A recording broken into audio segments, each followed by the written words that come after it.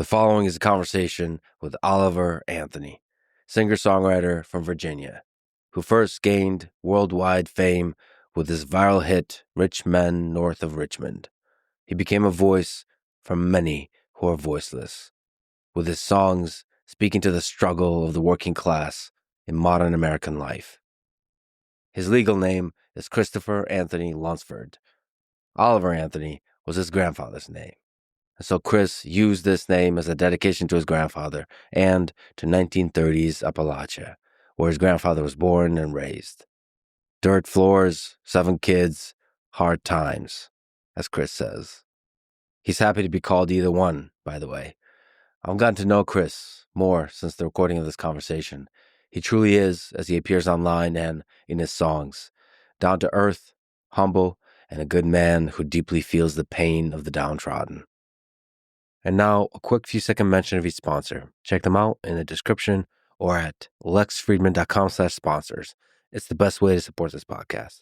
We got MasterClass for learning, Shopify for selling stuff, Oracle for computing, Tax Network USA for taxes, and LMNT for electrolytes. Choose wisely, my friends. And now, onto the full ad reads. I do them differently than most podcasts do. Usually, I barely talk about the sponsor, and instead, just take this quiet moment to talk about things I'm reading or thinking about. A little Bob Ross-like heart-to-heart between you and me. Also, unlike most podcasts, I don't do ads in the middle. So they're all bunched up here in one place. You can skip if you like, but if you do, please still check out the sponsors. I enjoy their stuff. Maybe you will too. If you want to get in touch with me for whatever reason, go to lexfriedman.com/contact. All right. On to the ethereal realm of Sponsorland. Let's go. This episode is brought to you by MasterClass, where you can watch over 200 classes from the best people in the world in their respective disciplines. You know, I know so little about filmmaking. The Scorsese MasterClass was instructive.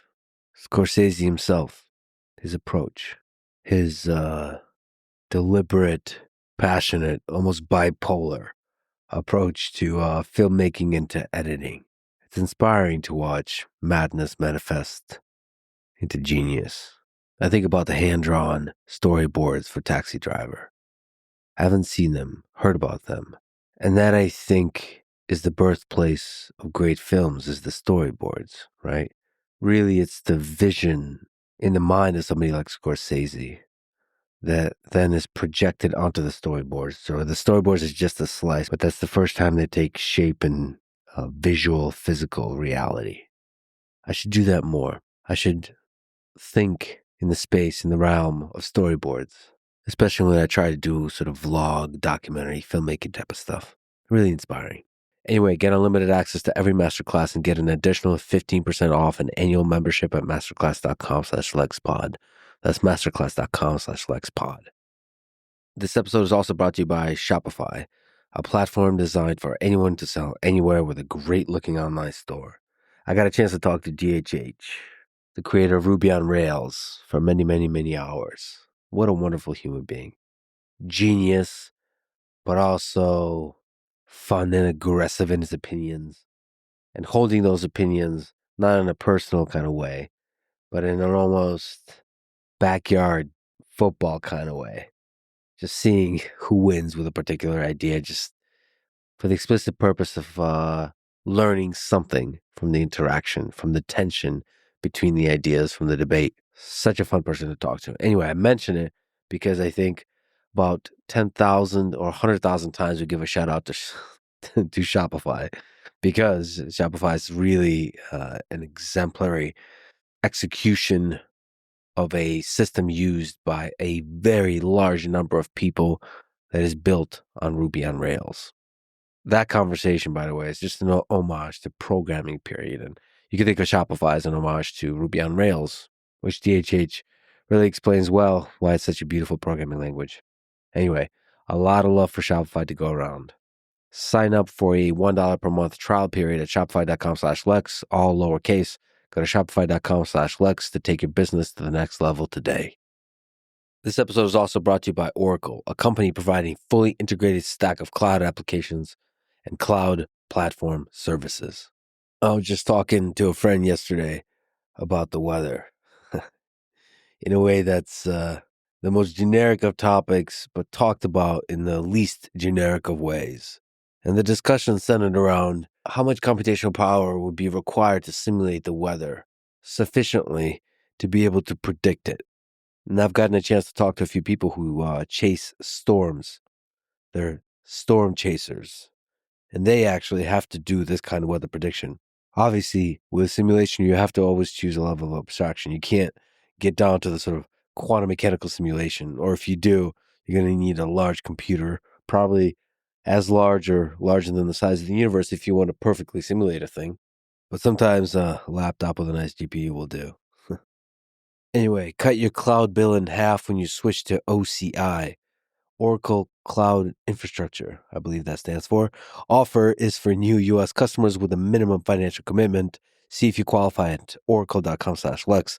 That's oracle.com/Lex. This episode is also brought to you by Tax Network USA, a full-service tax firm focused on solving tax problems for individuals and small businesses. I think this is the right place to mention Oliver Anthony's, Chris's song, Richmond, North of Richmond. Boy, does the tax law really fuck over the blue-collar worker, the everyday man. The more complexity there is, the more loopholes there are for people with many lawyers and accountants and expert explorers of the loopholes, finders of the loopholes. It's nuanced, of course, pros and cons, but really, at the end of the day, I think a simpler tax law is better. I don't know. That song hit me hard, hit a lot of people hard, and a lot of Chris's songs do. Sometimes it feels hopeless, but I would say more than probably any country on earth, the United States really puts a lot of power in the hands of individuals. But we live in the system we live in, so here we are. That's why you need these guys. Talk with one of their strategists for free today. Call 1-800-958-1000 or go to tnusa.com/Lex. This episode is also brought to you by LMNT, my daily zero sugar and delicious electrolyte mix. Whenever I think about thirst, whenever I think about water, whenever I think about electrolytes, I think about my time in the Amazon jungle. I recorded a bunch of different videos from that time, and I need to put together a little, like a mini documentary of that time to celebrate really the jungle and to celebrate the human being of Paul Rosalie. This earth, this civilization creates some special humans, and he's one. But anyway, I remember thinking about Element, like a cold a drink of water with some element in it. I remember thinking about that when going through the jungle, deeply dehydrated. It's the little things in life. Anyway, get a sample pack for free with any purchase. Try it at drinkelement.com/Lex. This is a Lex Friedman podcast. To support it, please check out our sponsors in the description. And now, dear friends, here's Christopher Lunsford, or as many of you know him as, Oliver Anthony.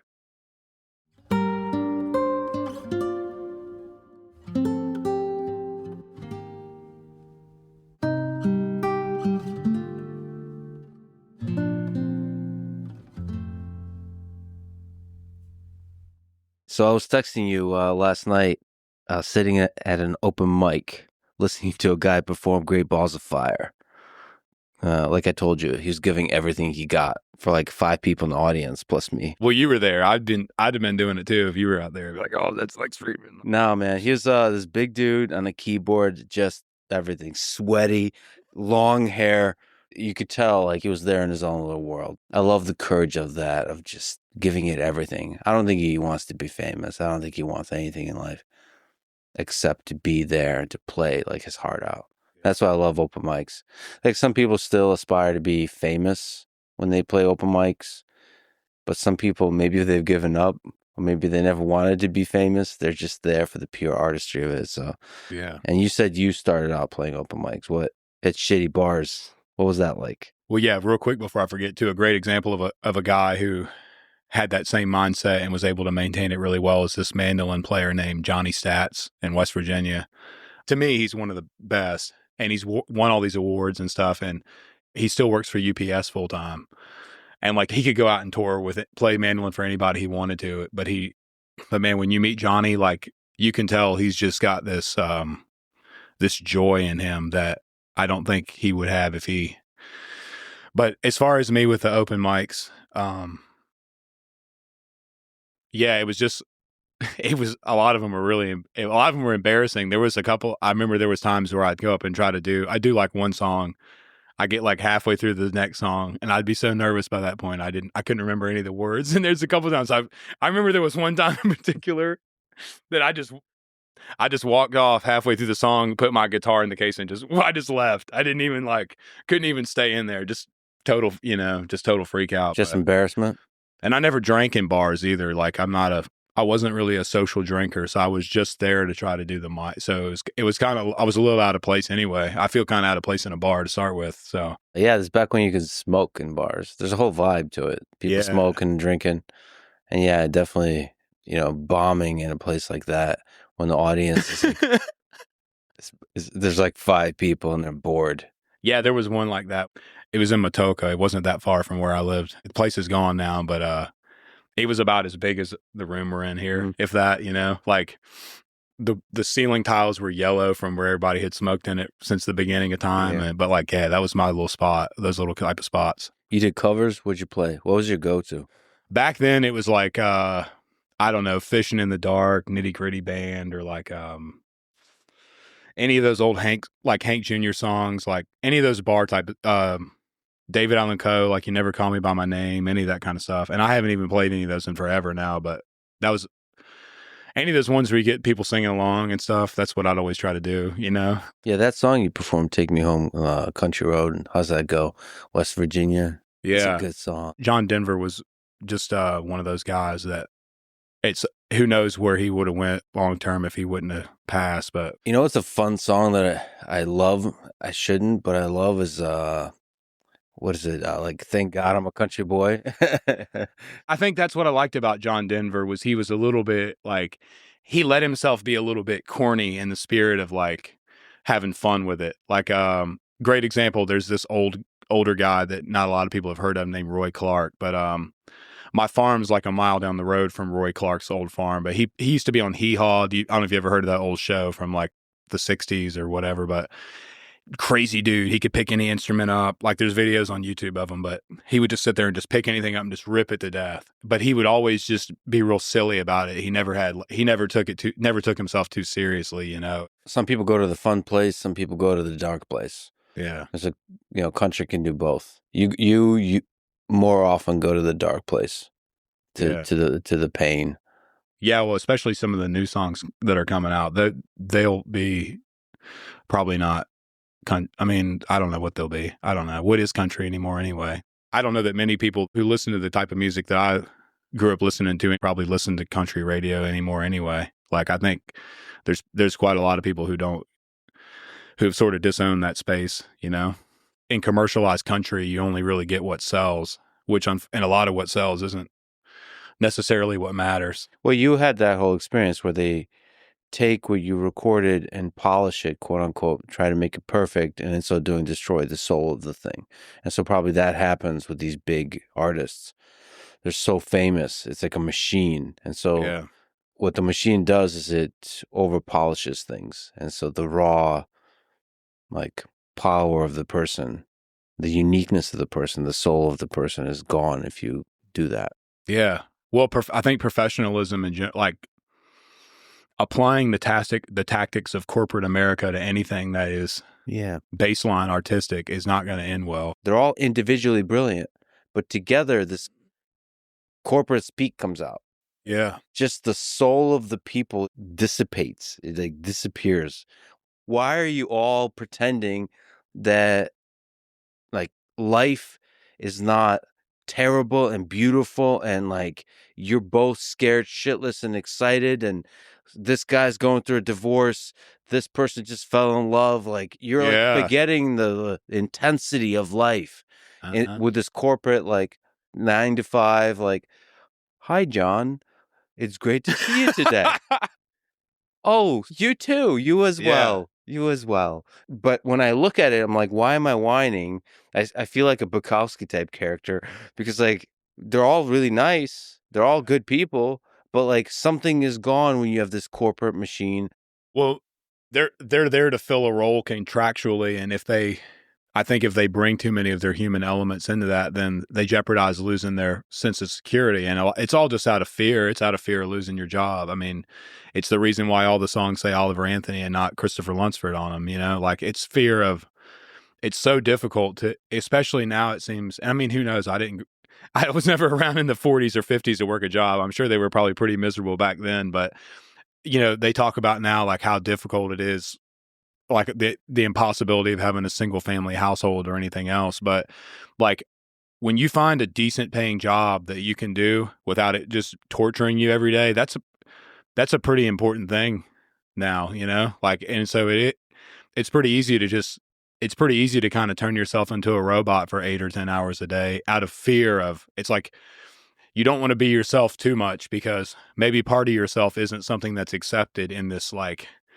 dystopian nightmare that you go to work at every day. And so you just got to do your best to just not step on any toes or do anything that makes you stand out too much, and now it's like, when you scroll through some of these videos of people like even when I was still working my lame job, it was like there was this whole big thing of people talking about quiet quitting or something like that, where they were just going to go to work but not really do anything. But That hurts me so much. That hurts me when you just stop, when you're there, but you're not really there.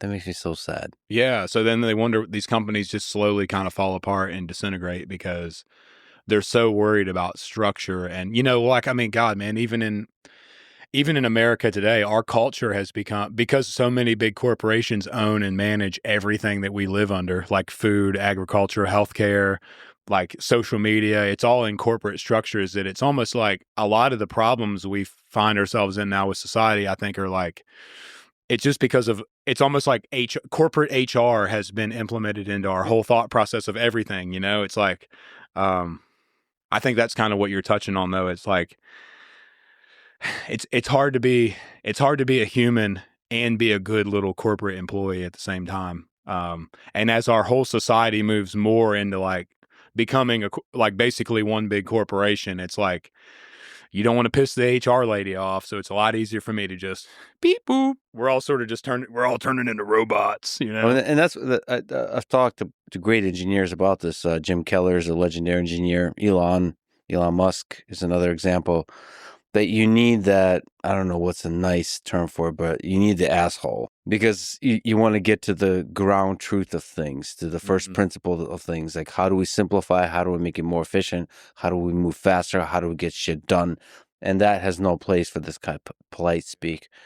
And then, other great team members swoop in and like repair the damage that the tornado has done. Do you think that's because I'm not super well versed about all this, so I'm probably dumb to even mention it. But this guy who's been helping me with doing a documentary, he's been following me around since the very first show at August of 23.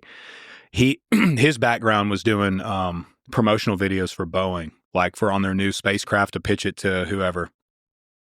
And so we touched base a little bit on Boeing, and of course they're having a lot of problems now, it sounds like. And he was comparing that with SpaceX.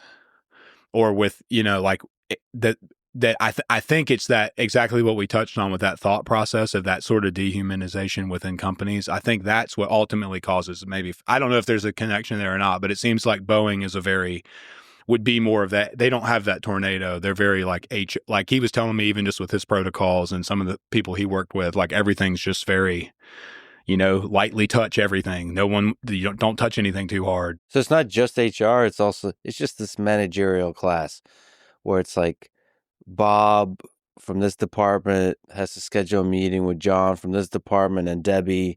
Like they have to have a meeting 2.5 weeks from now, and then there's paperwork, and that bureaucracy that's created in the managerial class just slows everything down. And one of the things that slowing everything down does is it really demotivates the people that are actually doing the shit. Like the people on the ground, the engineers that are building stuff. It's, again, soul drenching to like be excited, show up, and now you hit this wall of paperwork. Like you have to wait for John and Debbie, and I forgot the third guy's name that I imagined in my head, to have a meeting. And then you kind of slow down and you disappear in terms of that fire, that passion that's required to create big things. So yeah, because they don't believe, there's a lack of leadership, and if they don't believe in that leadership, then why the hell would they be motivated? I mean, I remember a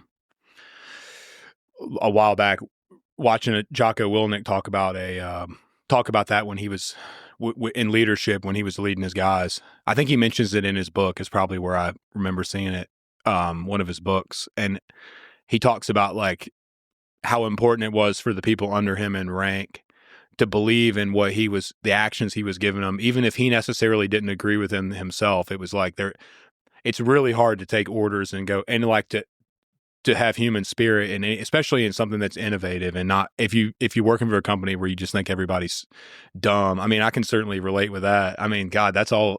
At my old job, that's all we did was we spent half our day just talking about how dumb we thought everybody was that was above us. You know, it's like it's easy to fall into that in the corporate world, and so yeah, the morale gets terrible, and everyone suffers as a result of it. You know.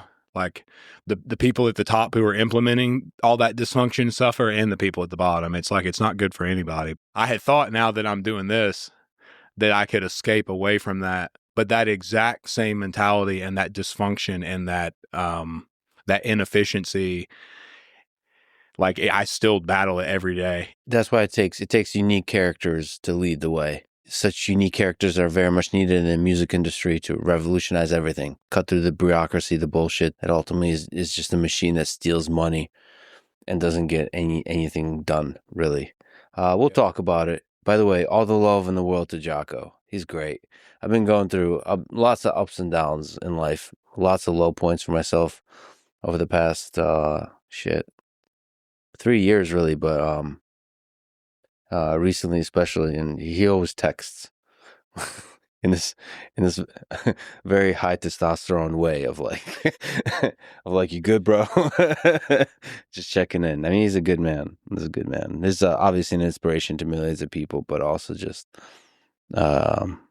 is a good human being himself. So maybe one thing that we felt similarly, I would imagine you way more than me, is just feeling like, wow, I have the ability to influence, or the ability to either bring truth or to improve people's lives, or you know, every word that you say sometimes matters so much, and you're just like, man, I'm an idiot. Like I don't know, you know, like I would have never guessed. I mean, we were kind of talking about that before, about like I would have never guessed that that this would have turned into all this, but it is a weight that you bear, whether you really even acknowledge it or not, you know, like, yeah. And I think is like, you know, the songs you've created, they speak to the human condition, to the struggle of everyday working people in a society that has the elites that try to take advantage of those working people. And you're just speaking through your music those truths of how life is. And then that has a huge impact on a lot of people. That's really positive. But then you also get attacked and misrepresented and lied about from different angles. And just the turmoil, the intense chaos of that, it disorients. It disorients me. Like, to be attacked by very large number of people, to be lied about, to be just it because I love people and I have a general optimism about humanity. It just disorients me. Like, it gives me this feeling like I generally, just like you said, think of myself as kind of an idiot, not really knowing what I'm doing. And when a lot of people tell you that you're correct, you don't know what you're doing, you start to like want to hide. You want to hide from the world, hide from yourself. And then there's also just the chemistry of the brain. It's like you shake up the brain a little bit it starts getting weird, and so it can get on many fronts. It can get real lonely when you're getting attacked, when you're kind of fucking things up. In many ways, it can get lonely. Yeah, so it's been, and so you get a text from Jocko like, "You good?" Yeah.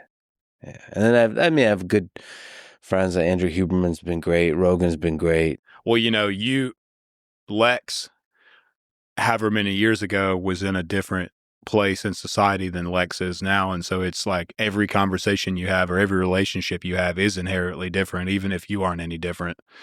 Friends that you had from before, maybe, or even just new people you meet, your interactions with them are going to be a lot different than if this wasn't a thing. And so it's like that can be tricky too. When you've spent your whole life, from the time you're 3 years old and you're starting to play with other kids and like developmentally learning like how to share and how to interact, and you're playing you're playing on the playground with kids and learning how to like set rules and boundaries and how to like basically fit into society. And like, so you have this whole learning pattern up until whatever point in time when success happens. And then it's like all that shifts pretty dramatically in a relatively short period of time. And so like, how do you think like managing your previous friendships or your how has that been tricky for you, or like, yeah, it's been tough. I value deep, close, long-term friendships, and yeah, but I mean, I have amazing friends, but they certainly do treat me a little different.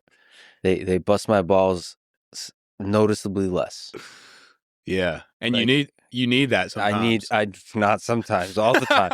First of all, it's how dudes show love is making fun of each other. At least my friends. Yeah. Like, yeah. When you watch, man, I'm gonna get in trouble. But when you watch like women interact, they're often like really positive towards each other. Like, oh, you look great. This, like, yeah.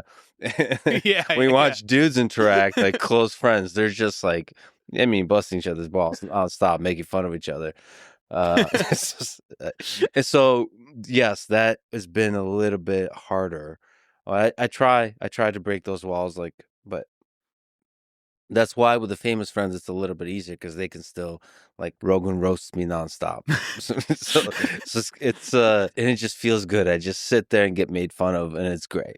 Yeah, it's great. And I still do it all the time. It's just a different experience now. But I'm like a Goodwill junkie. Like, most of even my clothes were from Goodwill. But like, I have this like addiction with buying paintings from Goodwill. Nice. Like the $8 paintings where it looks like somebody was following along with like a Bob Ross video and it didn't work out quite right. Like I buy every one of those. Yeah. I'll go in there and buy like 10 of, and so just even, anytime you got into public now, it's just like, it's going to be a little different than it was. I don't know if that makes sense or not, but yeah, for sure. I mean, I'm trying to deal with it, but all of it, when you talk to world leaders, when you step into politics a little bit, and you apparently stepped into politics, even though you never meant to, you're not a political person.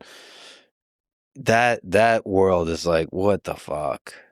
It's very intense, especially at an intense moment in history, in an extremely divided country. So yeah, like saying that I'm not in politics, people are like, well, of course you're in politics, and I don't know whether I am or not, but it just, I do think a lot of people in politics, like as far as the people who sit on the internet all day and argue about stuff on X or on whatever, Facebook and all, like, I do think their heart is in it for the right reasons. They observe that there's a lot of things wrong in the world that they'd like to see different. It's just, how do you get those people out of this 4x4 square and like really like they're entrapped in a same kind of box that the people at Boeing might be with that structure. It's too it's the tornado metaphor. I mean, but it applies in politics too. Like there needs to just be a tornado through politics, and we need to just like lay all this other stuff aside and just figure out what's really pissing everybody off, what's really affecting our quality of life. A lot of times we're arguing over the symptoms of problems instead of identifying the problems, if that makes any sense. I mean, if Jordan Peterson were here, he would tell us about fire and how important that is, and burning, and like it. But it's all the water same. and fire and ice, metaphor, and there would definitely be a connection to the Bible, and then we would receive a 3-hour lecture, and but it would be it's true. profound. But it's all true. Like it's all true. It's all 100% accurate. Yeah, that's the crazy thing. But it all ties into that same thing. Like in politics now, it's almost like there's a rule book that you have to follow, and if you can't agree with this unless you also agree with that. It's like, and maybe it's like the way that we receive information about what's going on in the political landscape is always so biased, and it's like it's contingent upon this algorithm, this like algorithmic system that we live under, where we're fed. It's like we're almost fed certain subcategories, and it's easy to fall into that because you don't like hearing things you disagree with, and so it's a lot easier to just turn the TV on or go on Facebook and look at whatever page posts things that you're going to consistently agree with every day, and that's not going to challenge the way you think in any little way, or like expand your thinking at all. It's easy to just. It's kind of like it's a cult-like type of thing. It's like, this is what we all agree with, and if you don't, then go on get, like, but it doesn't, we're far too complicated for it to really work that way. Well, this actually relates to one of my favorite things in your conversation with Jordan, where you're just, where you're just shooting the shit about like playing live music, and he goes to Kierkegaard. Yes. She's like Soren Kierkegaard, the philosopher. Yes. I love Jordan so much. I do too. He just goes to Carl Jung and Nietzsche. And this idea from Kierkegaard that the crowd is untruth. So there's elements to the crowd that loses the humanity and the honesty of an individual that makes up the crowd, because the default incentive of the crowd is to conform to some kind of narrative. It's like a distributed system that arrives at a narrative, and the narrative holds control over that crowd, as opposed to the individual humans who are thinking for themselves and being honest with their own thoughts and realities and so on. And so that he was saying that as a reason from a communication perspective to speak to individuals in the crowd, not to the crowd. So from the performer perspective, the moment you speak to the crowd, you're speaking to the lie that is the crowd, according to Soren Kierkegaard. It's pretty hardcore. Kierkegaard is pretty hardcore. Jordan is pretty hardcore. But that is true. I mean, specifically in my case, I mean, really, it applies more than it probably does in a lot of cases with crowds and music. Talking about Richmond, I wasn't necessarily even excited that Richmond did as well as it did. It was like, in a way, it was almost like alarming that it did so well, and so those crowds that show up, like, maybe they do like my music, but I also think they're there for something. There is something bigger about it. I mean, I wish I would have done a better job of having people there at shows to capture some of those crowds I had in 24, man. You mean the size, the intensity? The intensity. Like, it was revolutionary almost. Song of Revolution. Yeah, I think a redemption song from Bob Marley. Like that song, it just connected with people. There's something there. Well, and so many people identified different elements. Like I said, it goes back to when we were kind of talking when we first got here, but it was crazy how it was almost like at the beginning, along with the scrutiny and some of the other things, it was a lot of different people like almost fighting over me or fighting over it, like, because it resonated with different. It resonated with people who voted differently than each other, which is probably a pretty terrifying thing if you're in the business of keeping people divided and angry at each other. So it was one of the only times that I can think where there was that much of a sense of unity among people who otherwise wouldn't. I mean, I think about 9/11 when I was a kid. I was in 4th grade, but God, man, people were just like, people just put everything aside there for a little while, and it was kind of like there's bigger problems that just aren't in our face, and if they're in your face for a second or two, you realize like it's hard in your mind to create a graph that's got like all these. But we argue about a lot of these problems, but if you were to really look at them, like if you really just stand back and look at all the problems we spend time focusing about on the internet versus all the things that are affecting us, like that really, and probably at our core even piss us off, it's got to be very disproportionate. And like the reason it got the reaction it did is because we all, like, no matter what it is that we're upset about or what we think needs to be different in the world or our opinions of things or how we're raised or what our parents taught us, it's like I think we all feel a little bit out of control in this new society. We all feel like we probably all feel like we're falling into this kind of like corporate power structure where none of us, where we all are just robots. We're not allowed to be ourselves and be human almost, you know? And there was enough people feeling that. I mean, people on the left feeling like the people in power are fucking over the working class. People on the right feeling the exact same with different words assigned to it. The deep state, you know, fucking over middle America. Yeah. Whatever the narratives are. And they're just, when enough of that is happening, again, with the corporate polite speak, there's something about politeness that's really dangerous. I feel like there was a lot of politeness in the Soviet Union. Yeah, great example. Yeah. Underneath that, it's like Chernobyl, which is this nuclear power plant that melted down. I feel like the bureaucracy needs politeness and civility and paperwork to function. Mm-hmm. And then atrocities can happen underneath that. Mm-hmm. So everybody, people in power with a smile on their face, can just do horrific things. Mm-hmm. And then give propaganda that, look, you know, it's rainbows and sunshine and unicorns. Yeah. So people that are rude, I mean, I'm starting to awaken to this a little bit. Like, you need a little, like Tom Waits says, I like my town with a little drop of poison. You need some poison, some swearing, some meanness, some bullshit, some like intensity to shake up a system, because when it sort of converges towards this polite bureaucracy, the atrocities can happen and hidden away. And what's probably the most terrifying to me is that politeness is just theatrical, whereas it emulates the respect that we would normally give each other in society if we were healthy and functional. What was the process of writing that song? I mean, it really spoke to the pain of and the anger of millions of people. So there's magic there. Yeah. Was that how many edits? How many like lines did you write?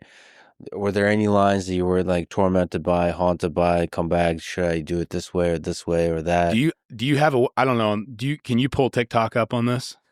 So if you go to my page, so if you go There's down, some chickens.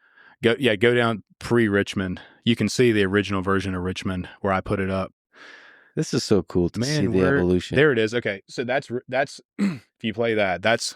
I have too many unfinished songs. Yeah, play that. Click that and play it. I've been selling my soul. 724. Oh wow! For bullshit Wow. plays, so I can sit out here, waste my life away, drag back home to drink my troubles. And if you read through this, away. it's so funny. Everybody's like, "You're about to blow up," but What that's the world's gotten to people like me. that's all I people had. like you. So I had just that. You should probably finish this one. Might be real popular. That's a post from a few days later. that was in July. Fuck. That's so inspiring. So man. that's what I had. That's so inspiring.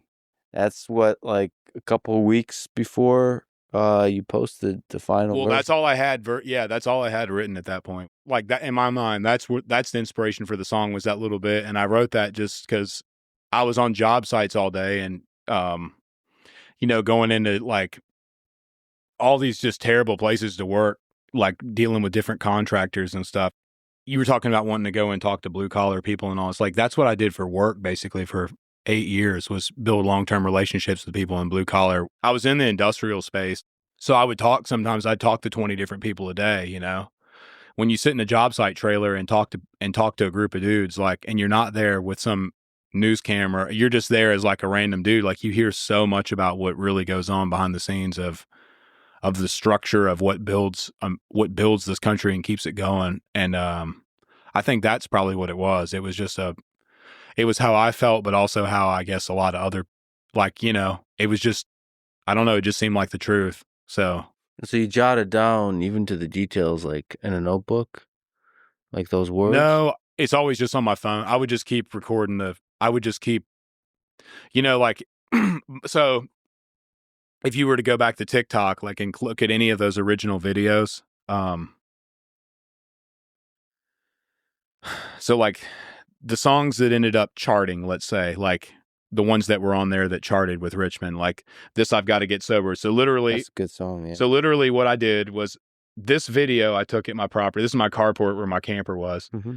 And I took this video. I went to some sketchy virus-ridden MP3 to WAV file or MP4 to WAV file transfer thing. I would rip the audio off of this video, put this on TikTok, and then put that on DistroKid, and that was the song. But basically, like this would have been the first time I played I've Got to Get Sober all the way through. Like I would just keep writing it and working on it, writing it and record myself, and maybe I would record myself 30 times over the period of like 2 months. You know what I mean? Oh, but it's when you say writing, you mean in your head, not actually typed out or written anywhere. Right. It was just It's video. like It was mostly just videos. over and over, just videos. I'm just trying to figure out how to make it. Yeah, but that's what all these are, like the audio file from all these videos is what ended up on Spotify and all that. You know what I mean? Like, It's cool to see these videos before you blew up. So this is a good song. You're playing I've Got. So what is this at the end? Yeah, these were all. Don't sell your soul, brother. This is the best music I've heard in a long time. That's a comment before you blew up. Yeah. Yeah, I think I had about 10,000 followers or something. What a fucking song. That's a good one. And you gotta think, like, this was, like, that was when I quit drinking, you know what I mean? Like, so that. But the troubles and the sin of the world that we're in knock me back off my feet. So that's coming from your heart right there. And just imagine the thousands of people you helped with that. Know how it's gonna go. Yeah. But it ain't gonna happen tonight. So pour 'em down strong till I drown. And if I wake up tomorrow, when that sun comes back around, I'll be wishing I was sober. It's so crazy how those cicadas and stuff come in. Like, I just felt like it was a god. I don't know how to. Yeah. The bird, like, that's just off my phone. All that stuff's just there, you know? And the bowl, they've been saving my soul from the pain that the world's put on me. And Lord, I know that upstairs there's an old man who cares, and one day he'll set me free. I'll go on a whim, start writing a hymn. That's a genius of a song. That's genius, brother. It's just That's genius. It's just crazy to think about. Yeah. And what's this one right before? What is this? Oh, yeah. Yeah, so that's like probably the. And this That is was a so nice neat. recording. Got it. Yeah, so this video got uploaded, and then Draven from Radio WV would have gotten a hold of me in between this and that. He watched this and was like, dude, he said, we got to record that one. And that, like, so I didn't have it all, but I just had whatever was in that video is all I had written. It was, I think it was just the chorus and the first verse. Draven saw that video, And said, we got to do this one. reach out to me to record, and he's like, no, we got to do that one. And I was like, dude, that's all I got. Tell me about that guy, Draven. He probably is like, he's probably like my best friend now. We hit it off with this, and we're like brothers now, I guess. But Can you talk about like what he's doing for country, for music in general, for country music, for discovering talent, for like, yeah, I mean, he's clearly sees something in people. Yeah, he's just he's a little bit younger than I am, and he wrote music and played, and he's got some of his, if you look up Draven Rife, he's gonna kill me for even saying this, but he's got some pretty, dude, he can, if he was like a pop singer, he would be like he can write the most catchy stuff ever. Let's go. Yeah, so click on like I don't know, like Bye-bye? Yeah, there All you right. That's him? go. Yeah.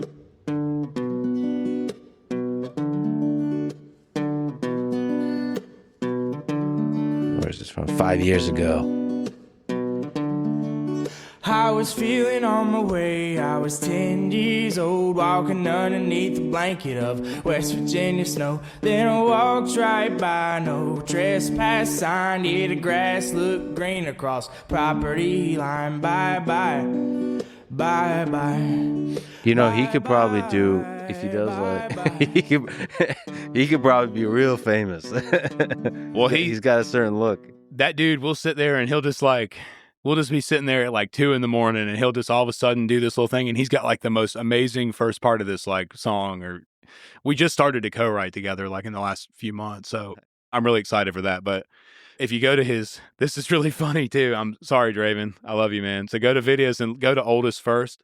This is what's so awesome about Draven. He was originally working for this lady who was trying to develop different types of hair care products, but he thought the market was too saturated. So he was going to get into beard oil.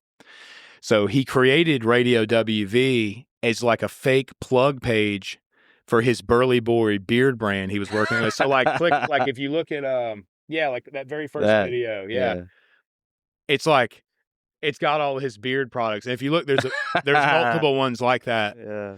So he started it just to do this beard thing with, and then like I don't know, he just kind of felt called to like keep going with it, and it just sort of naturally progressed from there. That too is inspiring. Like you start out one way and then you discover something real special. I mean, he's got an eye for how to bring out, I don't know what it is, like both the audio side and the video side, how to bring out the best in person. He says he just wants it to sound like the way he likes hearing it, which kind of makes sense, you know? Like it's kind of in the same way talking about when we were talking about setting the cameras up and a professional would tell you needed 3 lights. And you're like, well, I think it would work with he's just kind of like, well, it'll just work like this. And do it in a way where he likes it. Yeah, just do it for yourself. He does it because he loves it. And you can see, it shows, you know? Yeah, you can see it in there. And there's some good talent. Like you were showing me this new lady, Gabriel. Yeah, she's got it. But not a lot of people would record her doing that song. But he's like, I don't know, it just was different. I just thought people ought to hear it.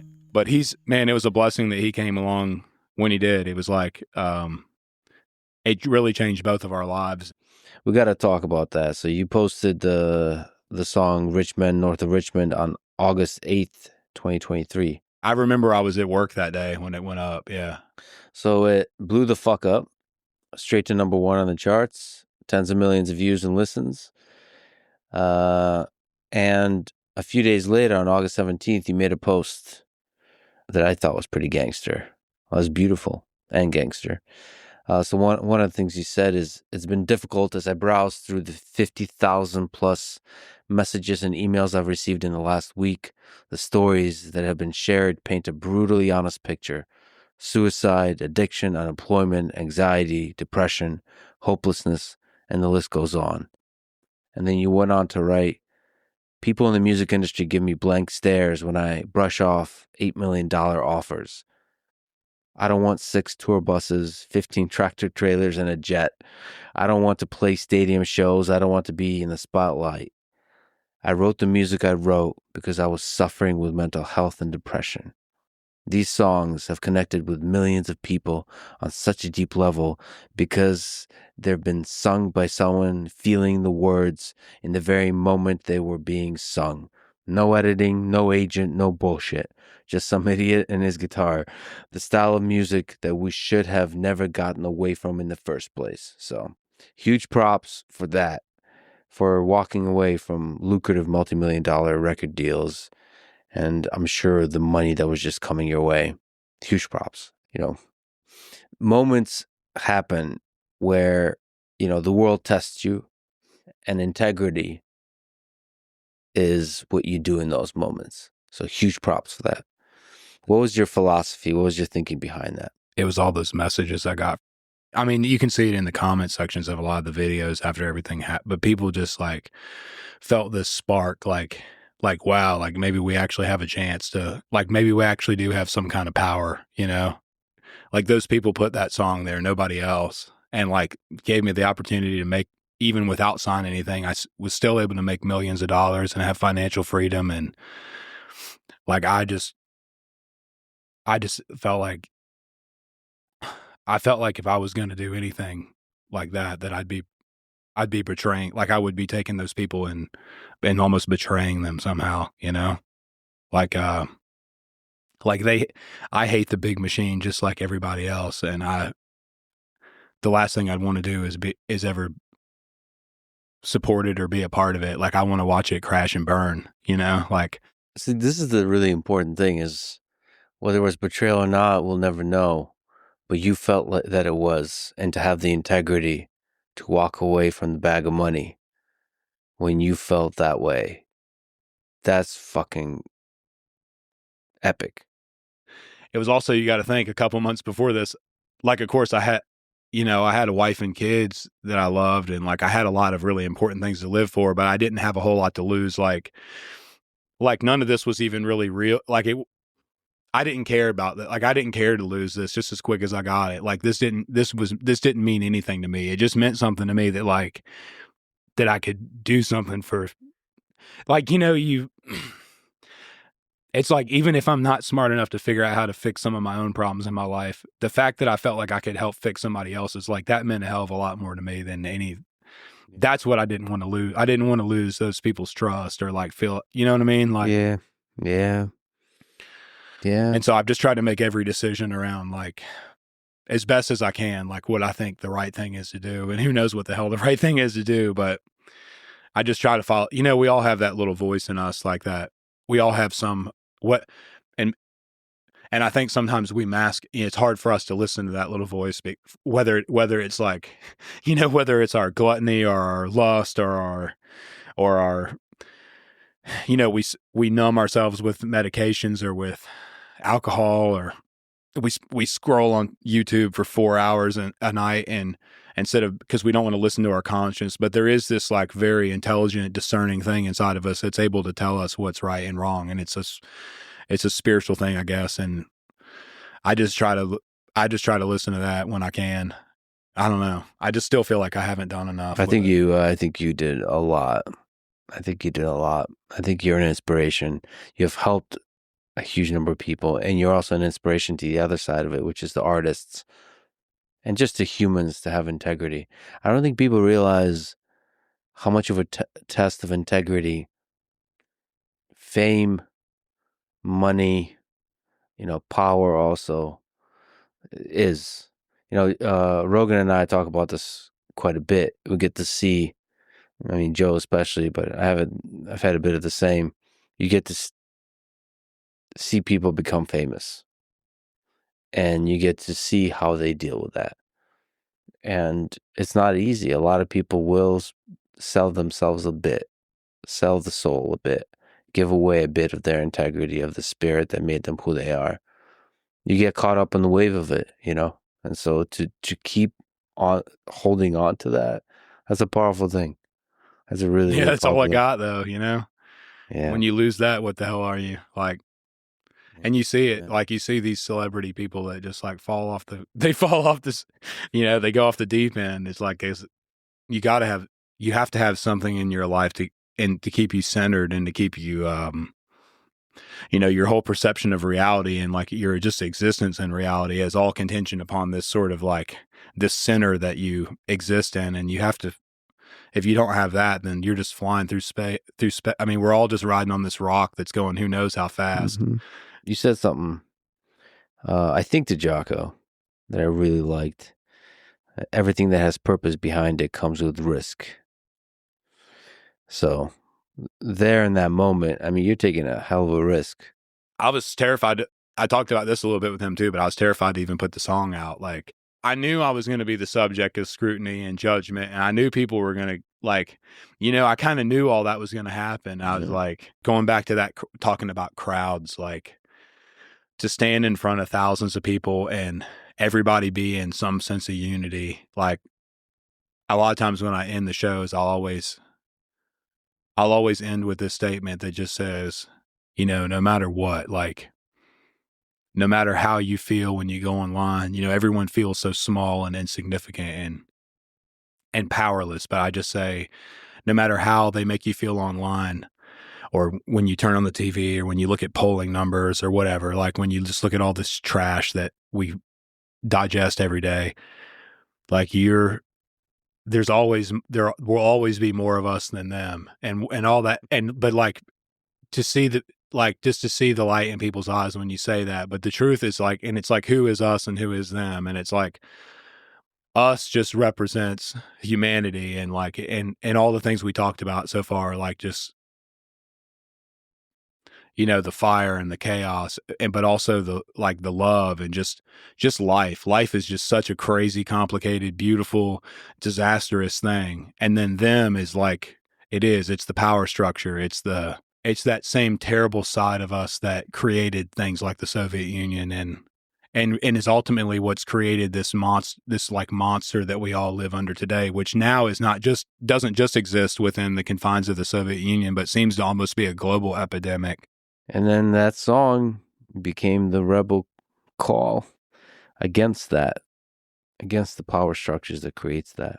Yeah, it's like, how much fire am I willing to play with? Because I know at some point I am going to get burned from it.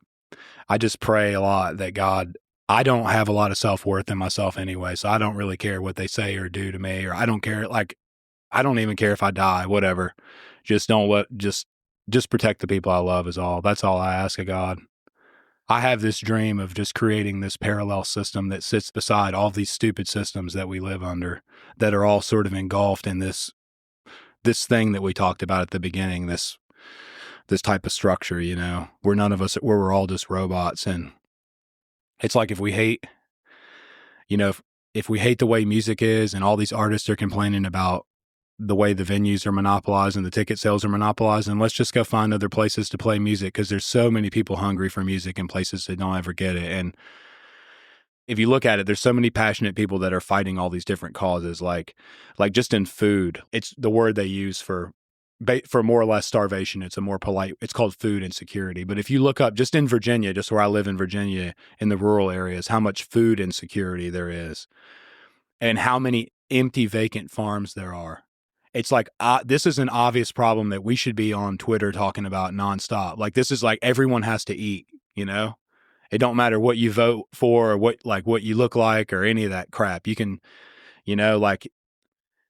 so like, let's just, like, why are we living in a country where why are we living in a country where half of us are obese and eating shit food and don't know any better, and then the other half of us don't have, like, it's lack of leadership that's caused dysfunction. And so if we're tired of that, then let's just fix it. Like, we don't need anybody's permission. Like, that's the whole beauty. Like, that's the whole beauty of what America is like, we don't need some greasy haired corporate schmuck to give us permission to go fix all these things that are wrong. Let's just go do it. And if they don't like it, fuck them, In all domains of life, from food to the music industry, honestly, to education, also to government itself, all of it. And that, your music is also just the soundtrack to that spirit that makes America great, of just constantly trying to revitalize itself. When the bullshit piles up a little too high, there's that revolutionary spirit that says, like, we need to fix this shit. And that inspiration that created this country was from years of people living under tyranny. Like, we forget the story of the people who really created this country. Like, it's funny, one of the statements I made at the very beginning that got taken way out of context, but I wasn't in a position to, like, even begin to have a conversation about, is I made this comment early on at one of the shows about how our diversity is a strength. But that term has been hijacked now to mean something a lot different than what it really means. Mm-hmm. But it's like, think about how many different people came together just at the founding of this country. Like, people who spoke different languages, different cultures, religions, ways of thinking. So many different people came together to even create this place now. And like, we've just forgotten about all that. They didn't all come here because they wanted to ride on some miserable boat ride and risk their whole lives to go to live in some crazy jungle, essentially, that had no structure, like no infrastructure, no medicine, like they didn't come here for like some glorified camping trip. It's because they were tired of like generations of being persecuted and living under tyranny and not being allowed to practice their, it's not like they wanted freedom of religion and they didn't want separation of church and state because they were a bunch of goody two-shoes and they loved going to church every Sunday. It's because they weren't allowed to believe in what they believed in because some asshole king or some hierarchy told them they couldn't, and they were just tired of it. That's what we're losing now, is like we've forgotten that we're those people. Like the same structures that have plagued this country they're multinational corporations, and it's just the ideology behind them, and their structure is what the problem is. Yeah, I mean, it's multinational corporations, it's nation states that are deeply corrupt and are authoritarian and ultimately abuse power, and yes, create elements of tyranny. And from that, the human spirit rises. Like I said, with songs like the ones you write, or at the founding of this country, that's why all these diverse outcasts come together and write something as crazy as all men are created equal. What a gangster line. Like, that's not an easy thing. We take a lot of that stuff for granted now, but that's not an easy thing to come up with. That's a really gutsy thing to see the value in all people equally. And of course, they also were suffering from delusion. They didn't see black people as equal. They didn't see women as equal. But even that first leap of like all men are created equal, that's like a gigantic fuck you to the past. Taking that leap forward really took a lot in an age and a time when it probably sounded and it's not like they just made a statement and put it on Twitter. Like they like think about how much, just think about the insanity. Like I can't even conceptualize the insanity of what took place from the time that, like, even from the Revolutionary War until now, to try to preserve that idea. So much has happened and so much sacrifice has been made and just so many hours of labor and thought and intensity. Even the 20th century's got 2 world wars. And, especially in the Second World War, the United States played a very crucial role. And there was a lot of ideological, like, battle of ideas going on at that time. Yeah. Of the role of war and peace, of the role of the United States as the center place for the ideal of human freedom and human rights. Yeah, we continue to innovate. So I'd love to get back to talking to blue collar people. You mentioned those are some of my favorite people. So it was actually really cool to find out that for many years of your life, basically the way you made a living is talking to blue collar people and getting their story. So I'm traveling across the world for a bit, but of course the world that I love the most and I'm most curious about is the different subcultures and towns of the United States. So I took a road trip across the U.S. in my early 20s for several months, and that was like a transformative experience for me. And that's something, one of the luxuries I have is to have the freedom to do whatever the hell I want now. And so I want to take a road trip across the United States for several months. And one of the things I wanted to do is to just to talk to people in small towns in middle America. I don't know what words to put on it, but to talk to the very people that you talked about, that construction workers, plumbers, waitresses, oil rig workers, just people that do something real, people that are real, that don't make much money, that struggle, but have as you talked about, have like a richness to them that's not often revealed, that's not often talked about. So maybe can you speak to that, to your time with blue collar folk? When I got all those messages we were talking about earlier in this, like so many of them, and even now, it's even like in the last couple of days, I've gotten some where they start with, "Hey, I'm a nobody," but like that's how a lot of those start. Like the nobodies of the world, if you want to call them. Like it's frustrating that the people who literally have built and preserve and maintain the structure of society that we all comfortably live in, those people have the least amount of representation. They're ignored just because of the way the social hierarchy exists. But some of the most dim-witted, irrelevant, terrible people are put here and are idolized and spotlighted, and they're all over television and they're all over the internet, and we act like they're kings and queens and like that they're royalty. And then all these people who do jobs that most of us will be too either wouldn't have even the ability to do. We'd be like how many people are going to go underwater and weld?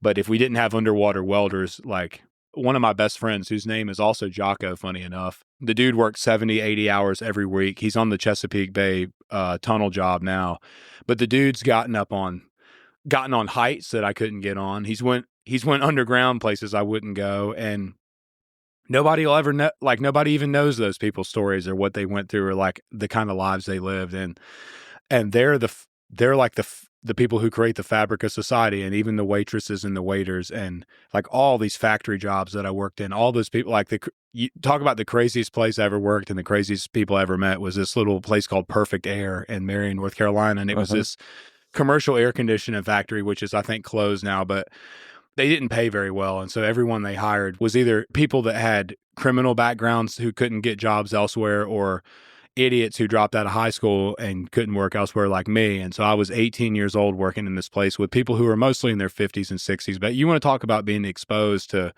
just a whole nother world of people, like, and just the stories and those people are far more interesting than many of the people that we consider to be celebrities. Like most people who are celebrities are just pretty boring and airheaded and don't really even know what real life is about. They're pretty unrelatable to the rest of the world. And so it would be really cool. I mean, that's the whole reason that I want to go out and do these shows in places that haven't had music in them in 10 years, because those people, like, that is America to me. You know, how many people in Pittsburgh have been an hour outside of Pittsburgh? And even in Virginia, if you lived in Northern Virginia and you drive 2.5 hours southwest, you're in a whole nother planet. Mm-hmm. Like the people, the accents, the culture. And so I feel driven in the same way. Like I would love to find a way to try to bridge that cultural gap, to make those people relevant and because they are like some of the most, and it's funny because we emulate a lot of those people, like, you know, modern country music is a bunch of people emulating those people, right? You know? And there's also like, I love people that have a skill and become masters of that skill also. So that element is also there. Even if it's like insanely difficult work, like being a miner, like there's a skill to that. There's stories there. There's like what it takes to do that. So I mean, some of my favorite humans are engineers, and all they do is solve really hard problems, and they develop. I mean, it's a pain in the ass job. Yeah, anything in the factory is extremely difficult, but you learn so much about what it takes to solve intricate, like nuanced problems in the physical world. So coal mining, oil rigs, like you mentioned, welding. That's a fascinating line of work. And those are trades that are in many cases dying because because they aren't popular in culture anymore. For everything from agricultural to plumbing and electrical, it's like those are all areas I think if you were to go out and talk to some of those people and shed light on it, it would you could change the entire landscape in America of how it's perceived and make it cool, you know? Yeah, so thank you what you're doing on that front. I want to say I wrote it down. Please, if you know people that would be willing to talk, reach out to me. A good way to do that is lexfriedman.com/contact. This was another one of the things early on that I had an idea about and I thought was getting done and it wasn't, that I've got to go back and try to figure out, is doing prison shows and doing rehab shows and all that. But I am really intrigued with like going into those places and trying to immerse myself in just the mental state that those people are in. And like, it's not talked about a whole lot, but also people who get out, ex-convicts.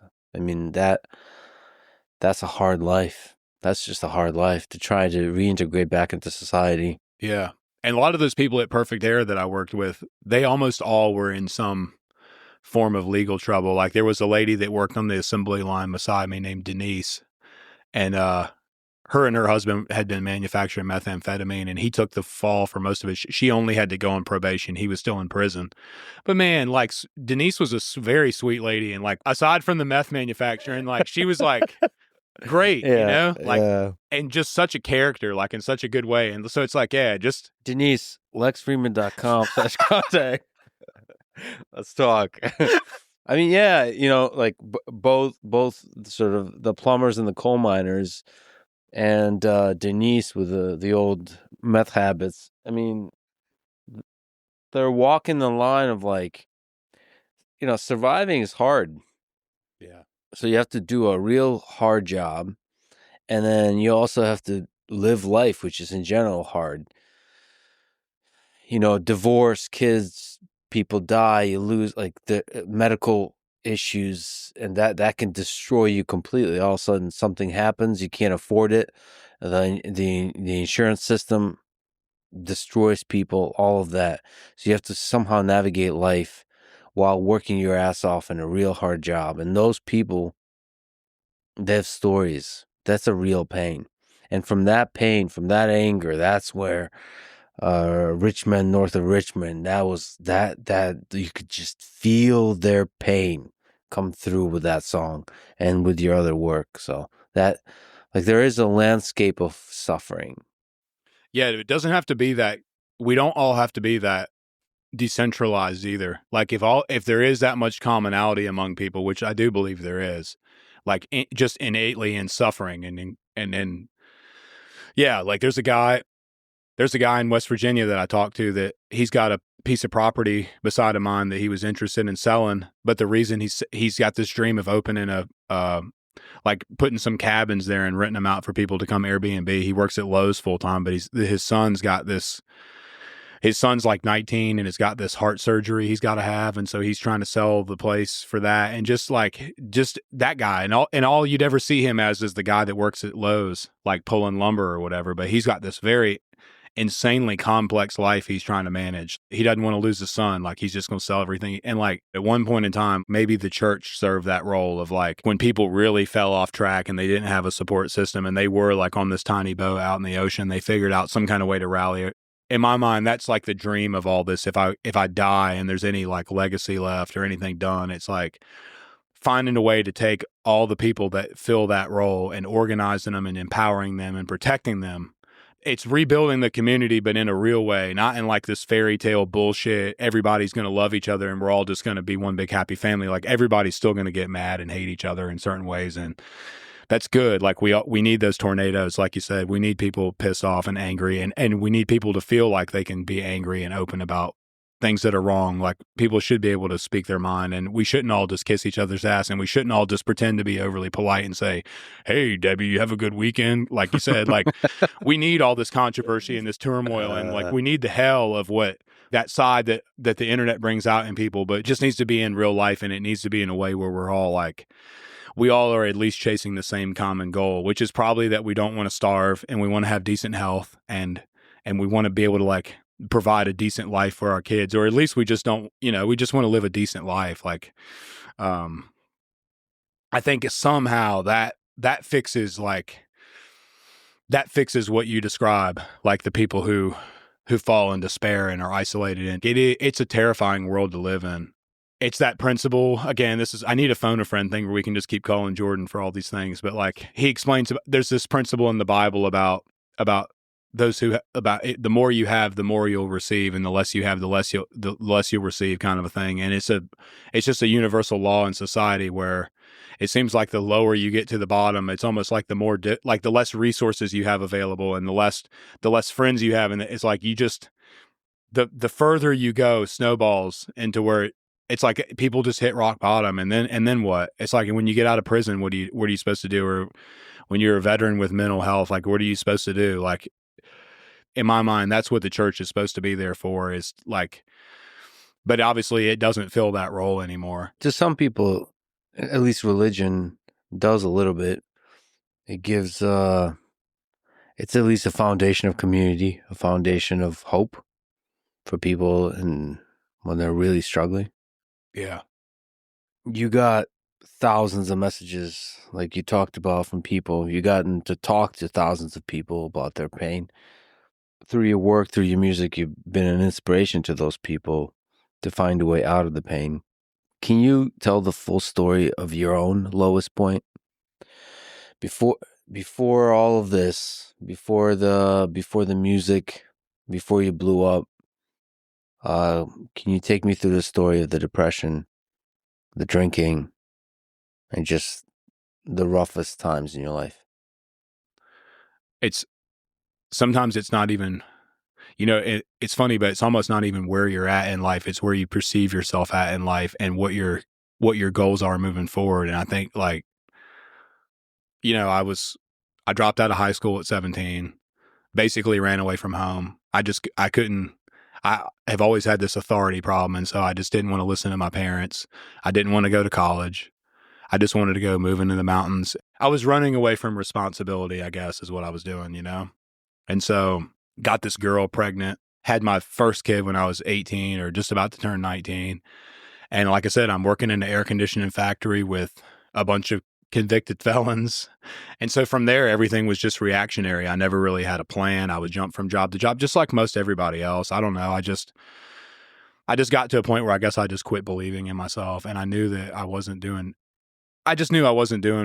filling my purpose and I wasn't being the best version of myself I could be. And so the alternative to like facing yourself in the mirror and accepting that I'm not a shitty person, I've just let myself fall. It's like, it's so hard to accept when you've had that fall that it's just easier to just to get drunk and, just do the bare minimum you can to keep everything sort of kind of moving along. But you don't really care if you live or die. You don't really care about much anything. Like your whole, I don't know. Life is just so beautiful when you're a child. You're so imaginative and exploratory and you're learning all these things and you just can't wait to be an adult because you're just going to go out and do all these incredible, and then you face the reality of it.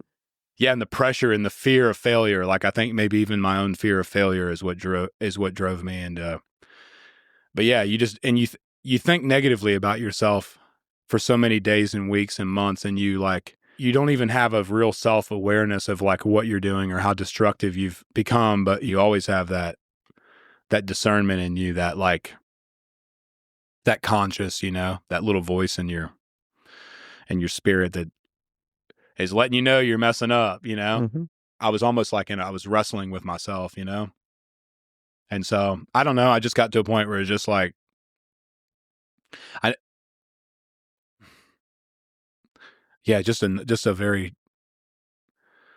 just a very overwhelming sense of numbness. Like nothing that mattered before really matters anymore. Like, I guess that's probably to me the definition of depression is when all the things you love and care about are just meaningless and you really can't find meaning or purpose or excitement in anything, like I think especially with men that commit suicide, it's a prolonged period of that.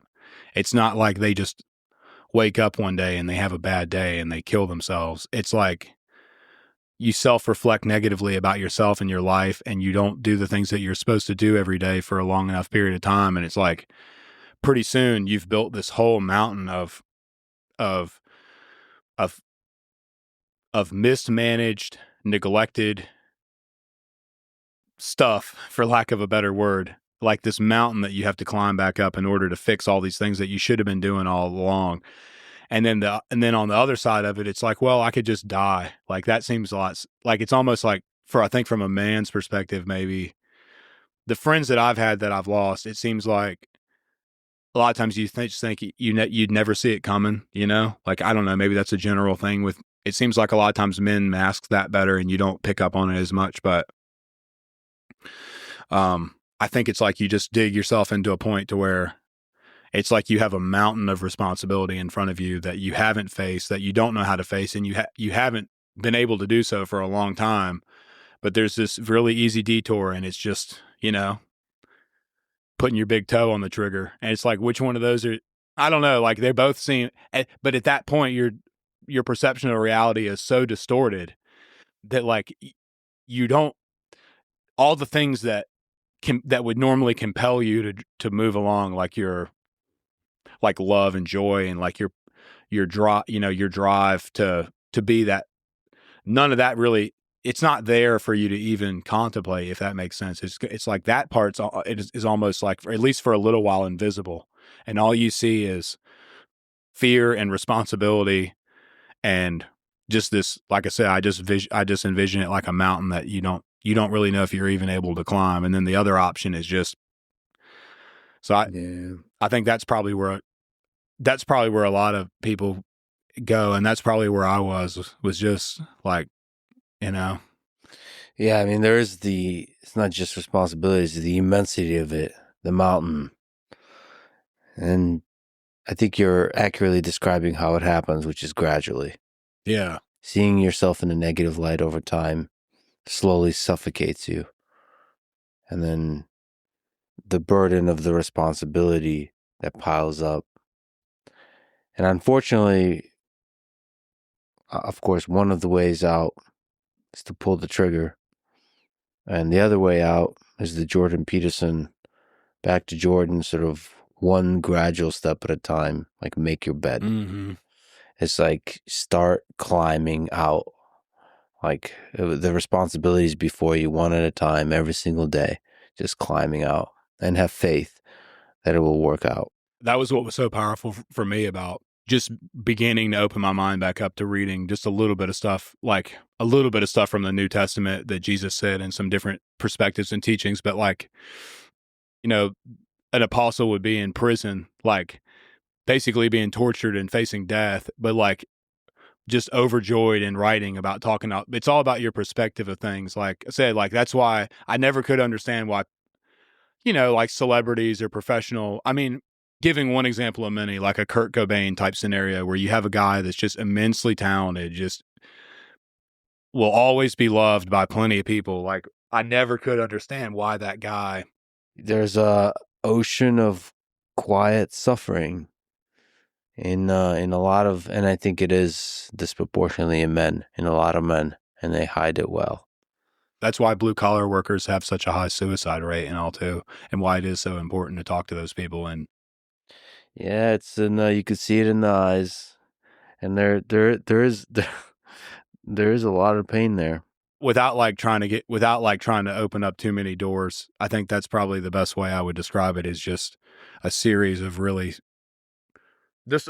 negligent decisions and also just misperceptions, like I think this was an Andrew Huberman thing where he talks about medications and how it's a lot more likely for somebody to keep their dog on their medication schedule, but not themselves. You love your dog and your dog like is just this great little thing. And you don't see the flaws and the faults and the sin and the disgust in your dog that you do yourself.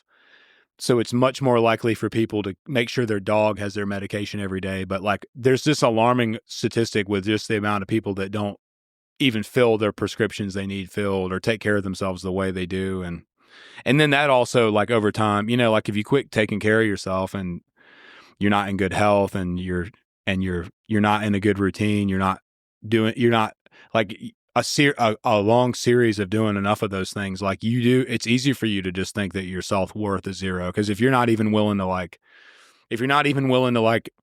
have basic hygiene and eat decent food and try to take care of yourself, it's like, how on earth are you going to go face all these things that you need to face to get your life better if you don't even care enough to do that? It's just like, but it's a long tragic road to get to that point. I think, at least in my case, the idea that there was something bigger than me that loved me, even despite I had all these flaws and problems and just that I was just such a wretched person. That's what, at least in my situation, that's what I think helped put, more than anything. Like I said, that's certainly where the motivation to quit once I quit the drinking, it helped a lot because I was able to, even though it was difficult, I was able to actually be honest with myself and reflect on a lot of things that were And, you got to think, like I said, we watched it was like of course, in my case, it was a little unfair of an example because within a month, all this stuff had happened, like after I quit. But,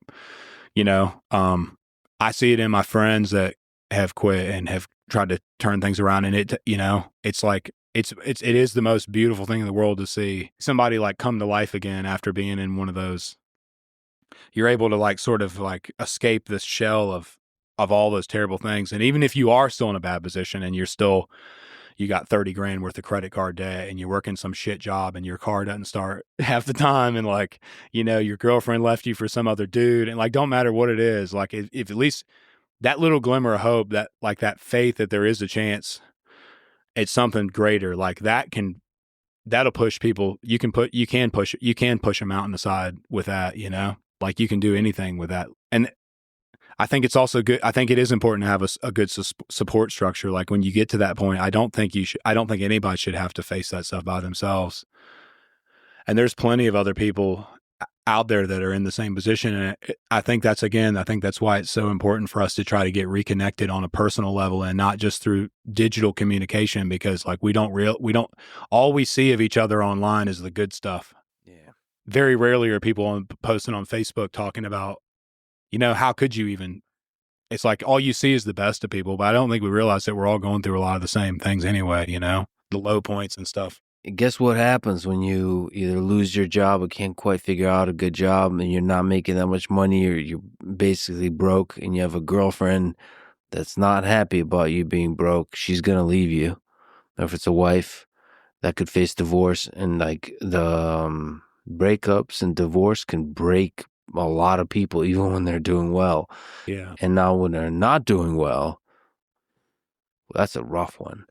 And that basically your support system for a lot of people is the relationship, is the wife and and so like that's taking the support system from underneath you. And I've had good friends of mine I've seen get in destructive relationships, and like they'll start to date a girl, and then like within a year they're just like a shell of what they were. Because sometimes I do think you have to be careful with like your self-validation and the way you perceive yourself, and making sure that it's you giving yourself that and not somebody else. Because I do think too, it's like, yeah, like how are you supposed to, if you can't even keep a woman around to love you right, like how are you supposed to love yourself? It's easy to think about that. Like I've seen a lot of men get wrecked in bad relationships and stuff too. It's tough, Yeah, ultimately I think, maybe dark to say, but there is a base layer at which we're alone in this world. Like you need to be strong by yourself first and foremost, because sometimes there'll be times in life where everybody leaves you. Yeah, the wife leaves you, the job leaves you, and for some people, even people you thought are friends will backstab you. And even then, you have to have the strength to find your footing again. Like that ultimately comes from you, right? I mean, man, of course, like I said, in all the experiences I've been through, I'd be a fool to deny it. But like, I do think there is God there that's always there but you certainly can self-isolate yourself too, even from that. If you can find faith in yourself, I've seen it do wonderful things for human beings. You and God, faith in something bigger than you. Yeah, that can give strength to a lot of people. But allowing yourself to derive strength solely from other people can be a dangerous thing. Mm-hmm. Because people are complicated and they can betray. They can,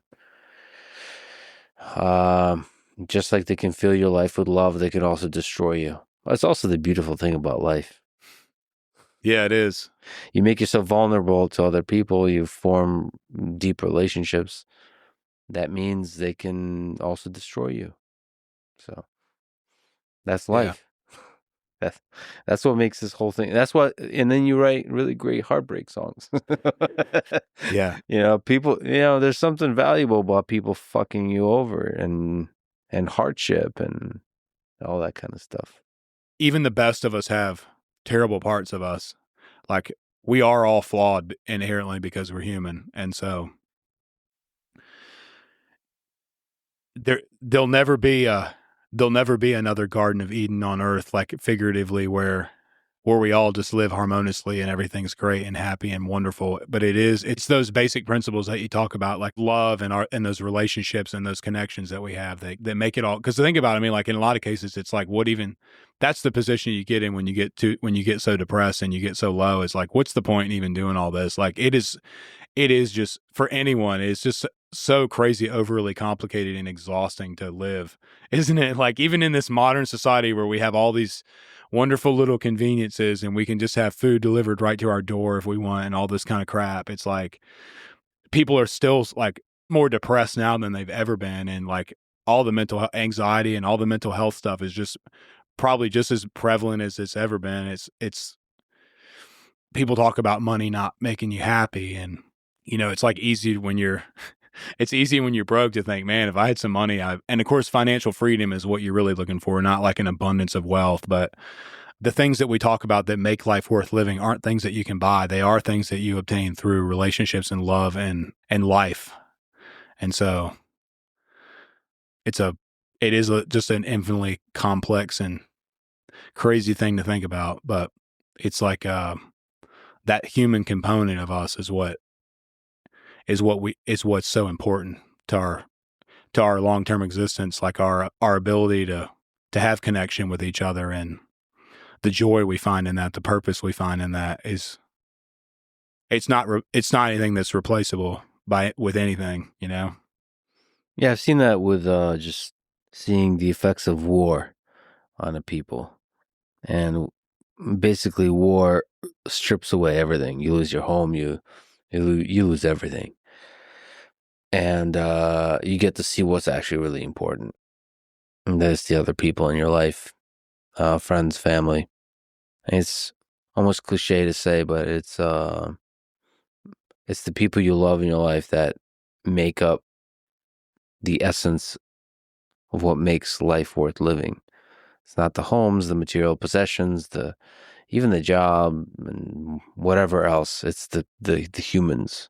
So yeah, it's important to remember. A lot of us, especially in the United States under a capitalist system, are chasing money. Yeah, it's important, like, to remember what you're doing it all for. I gotta talk to you about your writing process. You've written just a bunch of really incredible songs. You say you're not a good musician, which is hilarious. dude, I have like zero self-confidence about any of it. I mean, just about anything, but when I say that, I'm not being funny. Like I'm like, you get nervous when you like get on stage. oh yeah. Yeah, like I can think about shows coming up and my hands will sweat thinking about them. Yeah, you told me that you like haven't really played the songs for like a couple months, like old songs since September. Yeah, since September. Well, dude, like think about how, like, you know, I'm not going to just sit around and play. I've got to get sober for fun, like, and like, you know. So you feel the songs when you play them.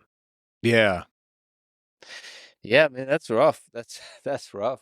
A lot of musicians talk about that kind of thing though, right? Like about this, I don't know, I've heard about that with people, like about hating to play songs because of that side of it, but. Oh yeah, I've become close friends with Dan Reynolds, who's the lead singer for Imagine Dragons. Yeah. And he says every time he performs a song, I mean, he has songs that have depression in them and all that kind of stuff. And he says like the only real way to do it is to feel it. You have to, you can't just fake it. You have to like be in it. You have to like really feel the song as if you're singing it, as if you're writing it for the first time. So as a performer, that he says that's his duty he has to the audience, but then that takes a toll. That's not easy to do. That's like that, especially with the songs you write. I mean, there's a lot of darkness there in your songs. Yeah, and I do have some lighter hearted ones too that I'll, you know, I mean, the thing is, it's like I've only put out. I'm a little funny about like really like. God, I don't know how many songs I have written that I will probably never do anything with. Like, I mean, probably at least 20 or 30 of them that are just like, they're just not, I just don't know why I don't want to put them out, but just. What does it look like? What, do you have like a notebook with ideas, or do you mean you have like literal videos of half-baked songs? Yeah, I've got my old phone. Well, like even just that old phone that I recorded all the stuff for TikTok and all on, it's got loads of like little, just like the way that Richmond one was, where it was like in the bathroom facing this, and I had like that, that's all that, even that one I showed you on there, it had been sitting on my phone probably a couple months before it.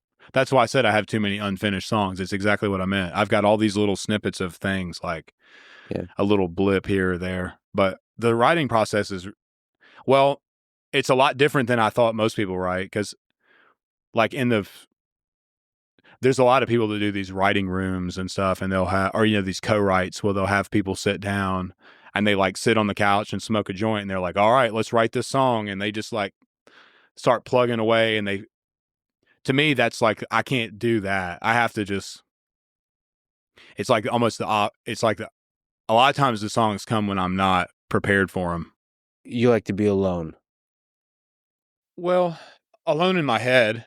I could be I could be anywhere in it. Right. Some of them I'll just be in the shower and they'll just like, and I'm like because the thing is like, it's a certain part of your brain, I guess, that creates that stuff or picks it up or does whatever, but they come and they go just as quick as they come. It's like when you wake up, it's exactly like when you wake up, you've had this crazy vivid dream in your head and you wake up and it's all right there.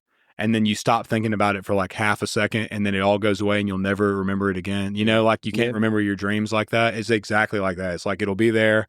It's like perfect. Like it's all right. It's like, it's almost like given to you, like just perfect, like parts of it or the whole thing or whatever. And then you get into this flow state to where you just like, it's all there in front of you and you just figure it all out. And it's like somehow you've like unlocked this little part of your brain that you don't even really know how to get to, but you just get to it and it's all there and you figure it out. But man, if you don't get it, it's gone. Like you'll never get it again. Like you'll never even be able to replicate that song ever again. It's like, it'll just go away.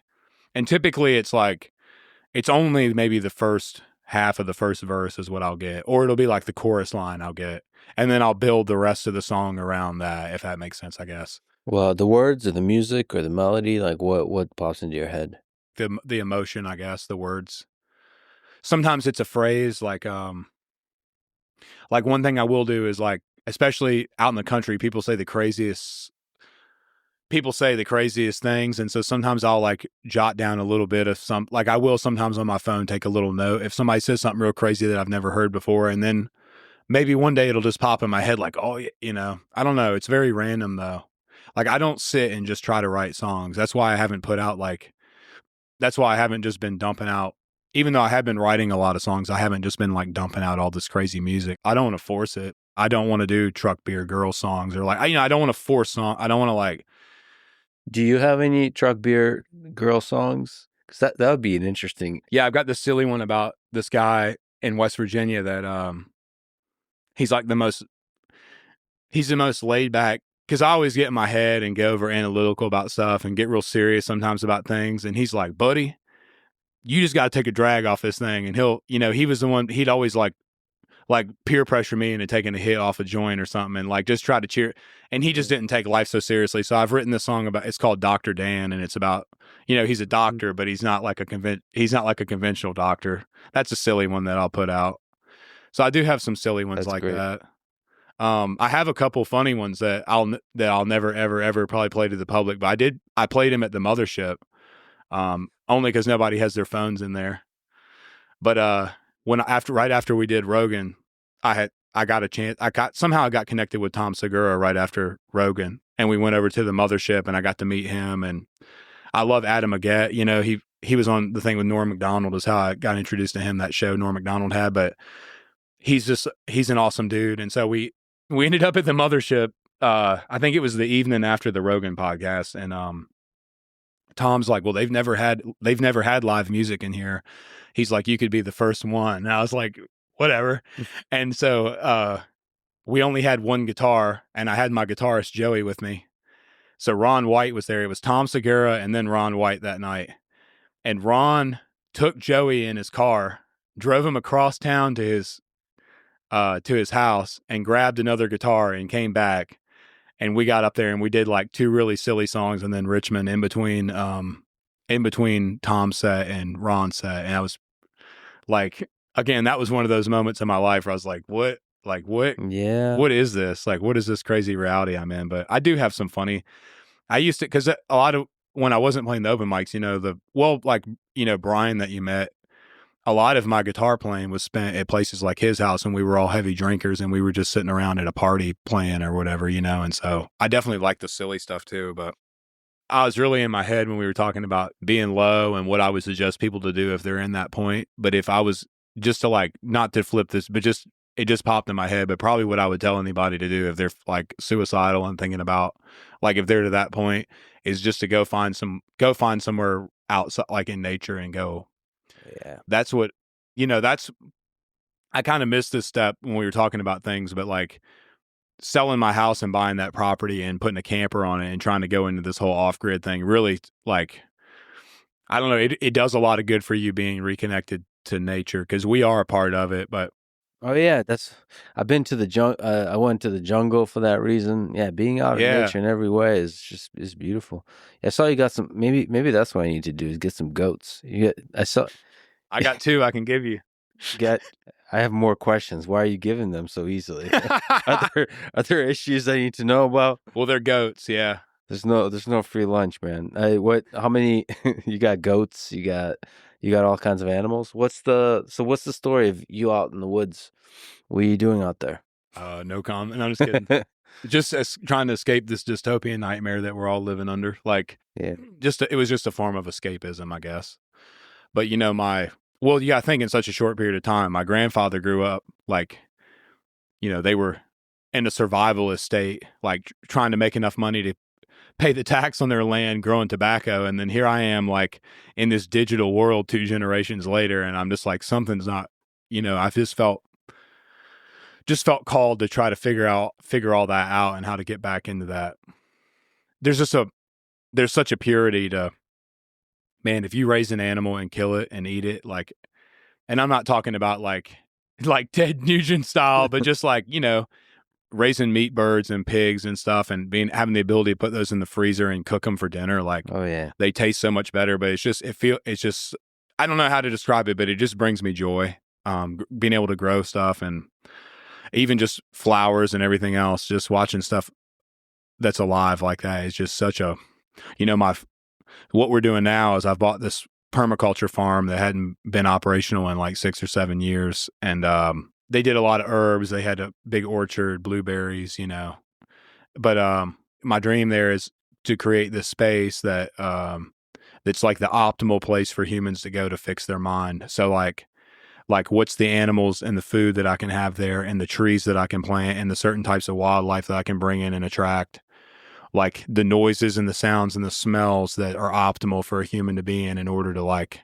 fix whatever it is, I had the opportunity to meet Robert Kennedy Jr. early on with all this. And, he actually came out to my property and all, and we talked, and we're still, I think the idea is that we're going to launch this kind of like healing center thing out there. Once they get through all the mess that, like, they got their hands full a little bit right now with things, but whether I go that route or not, it's like, that's my goal, is to basically create a place that people can go and like, and fix their mind and find the optimal thing. We've got laying birds and meat birds. So we get our eggs and meat, and then, we've done pigs and sheep and goats. And then I'm going to start with I'm going to get cattle in the spring. So we'll start doing like Wagyu and Angus and playing around with, and I want to get some funny stuff too. Like, large animals have a lot of, there's all these like large animal therapies out there for mental health, like with vets and stuff. It's just something really relaxing and rewarding about being in that space. What do you find out there in nature that you can't find anywhere else? You can't find in the quote civilized world. Well, everything in civilization seems so, like, everything we've talked about, it seems so like there's such a level of despair and unorganization and chaos, and just like, and all these like terrible parts of life that seem like so unstructured and just so uncertain. But in nature, everything is certain. Everything has a system. Like, even on the microbial level of soil, there's this like intricate system, and soil fixes it. Like, the bacteria fixes the soil, and like and you can grow certain types of plants to restore certain types of nutrients, and then that can grow certain types of trees, and then that can bring in certain types of birds, and it's like this whole big nature is just this whole big beautiful system, you know? Like Earth is just such an intricate, complex system that is structured. And although there is chaos, there's literal tornadoes, you know?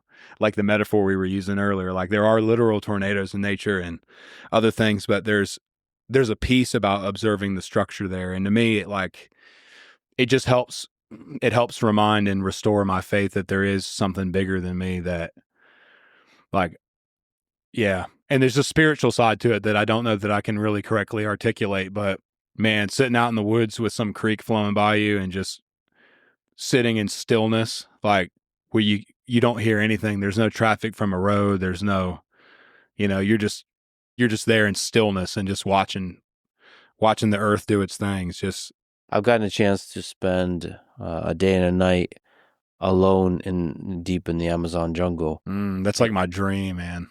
God. You basically take the woods and the creek and the quiet. Let's put that like a 3 on a scale of 1 to 10.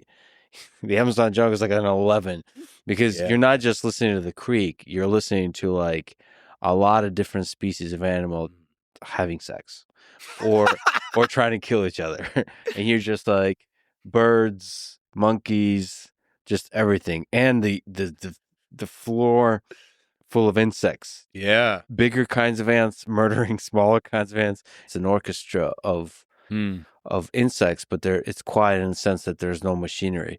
The really dark thing about the Amazon rainforest that sometimes, depending on where you are, you'll sometimes hear in the distance the sound of a chainsaw. You'll hear it pierces the day because like there's just no machinery anywhere around, but once you hear it, it is like this undeniable symbol of what human civilization does to nature. It pains me seeing woods getting knocked down and residential subdivisions taking their place.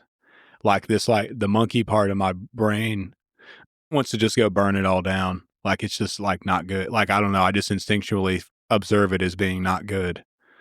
And I don't know exactly how to describe it, but I'm with you. Like that was, like I said, that's why I felt so compelled. I mean, I had this little house that I had maybe a little bit of equity in, and it was in 2019 and the housing market was up, and I was like, I sold our little house and got that. I was able to find 92 acres for like $1,100 an acre. And so I still had to finance it, but it was at least like barely within my.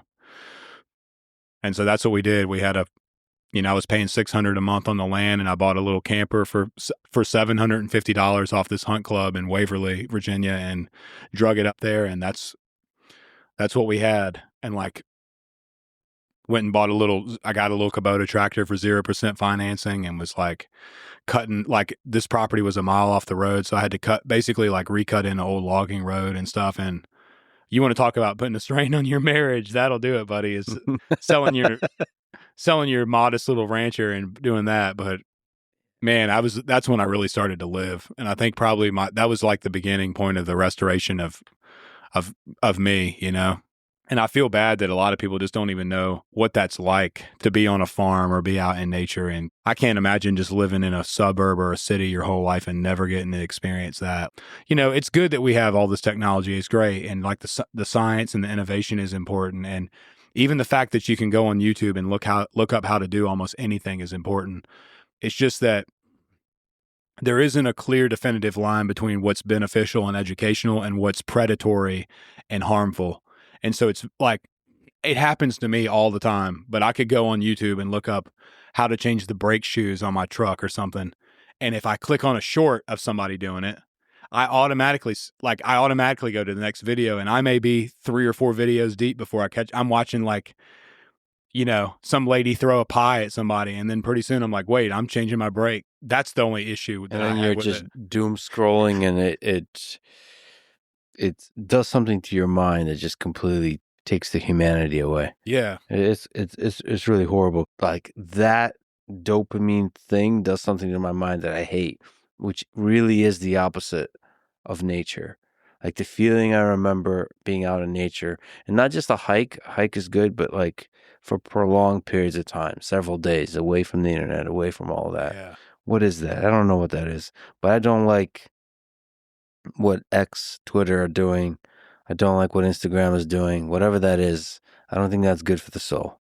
Yeah, not well, sure. it's emulating things that we need to be healthy humans, but it's just like feeding it visually and audibly to us, but it's not giving us it's giving us the instant gratification of it, but it's not giving us the long-term pleasure or fulfillment of it.